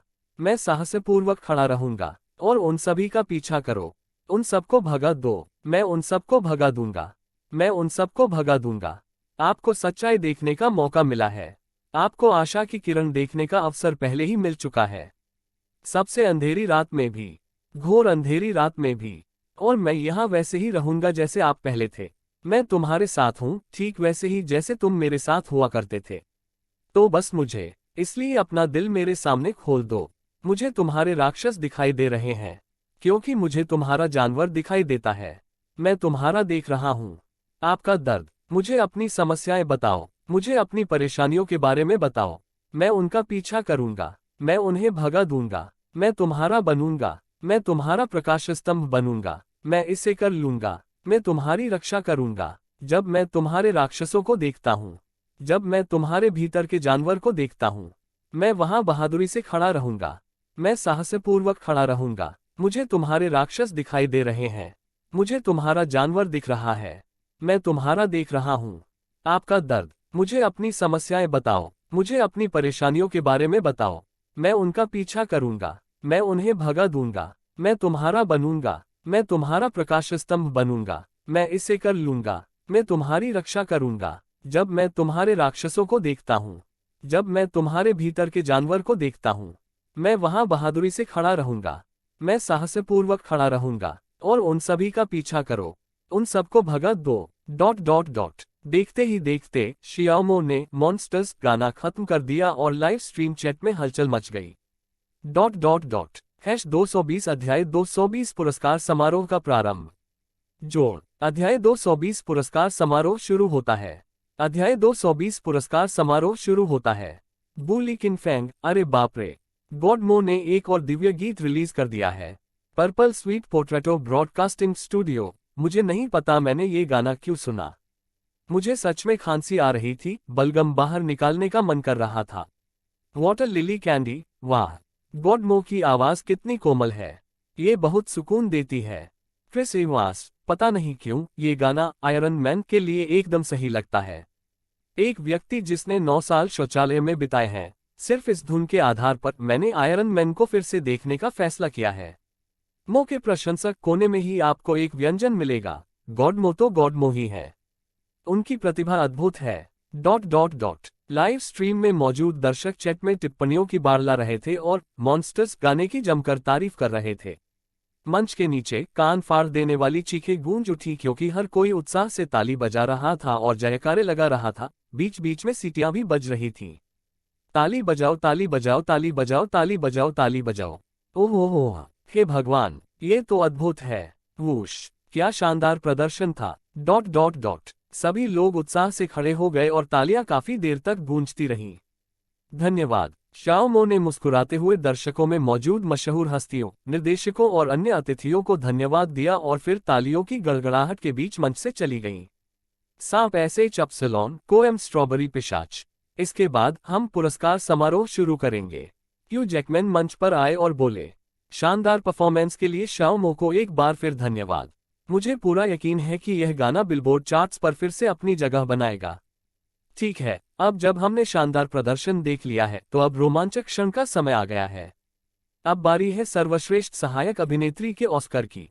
आइए पिछले साल की ऑस्कर विजेता एंजेलिका का जोरदार तालियों से स्वागत करें, क्योंकि वह मंच पर आ रही हैं। जैसे ही ह्यू जैकमैन ने बोलना समाप्त किया, मंच के पीछे का पर्दा खुला और छोटे बालों वाली और औपचारिक पोशाक पहने एंजेलिका बाहर आ गईं। ताली बजाओ, ताली बजाओ, ताली बजाओ, ताली बजाओ। सभी ने तालियां बजाईं और फिर सम्मान दिखाने के लिए स्वतः ही खड़े हो गए।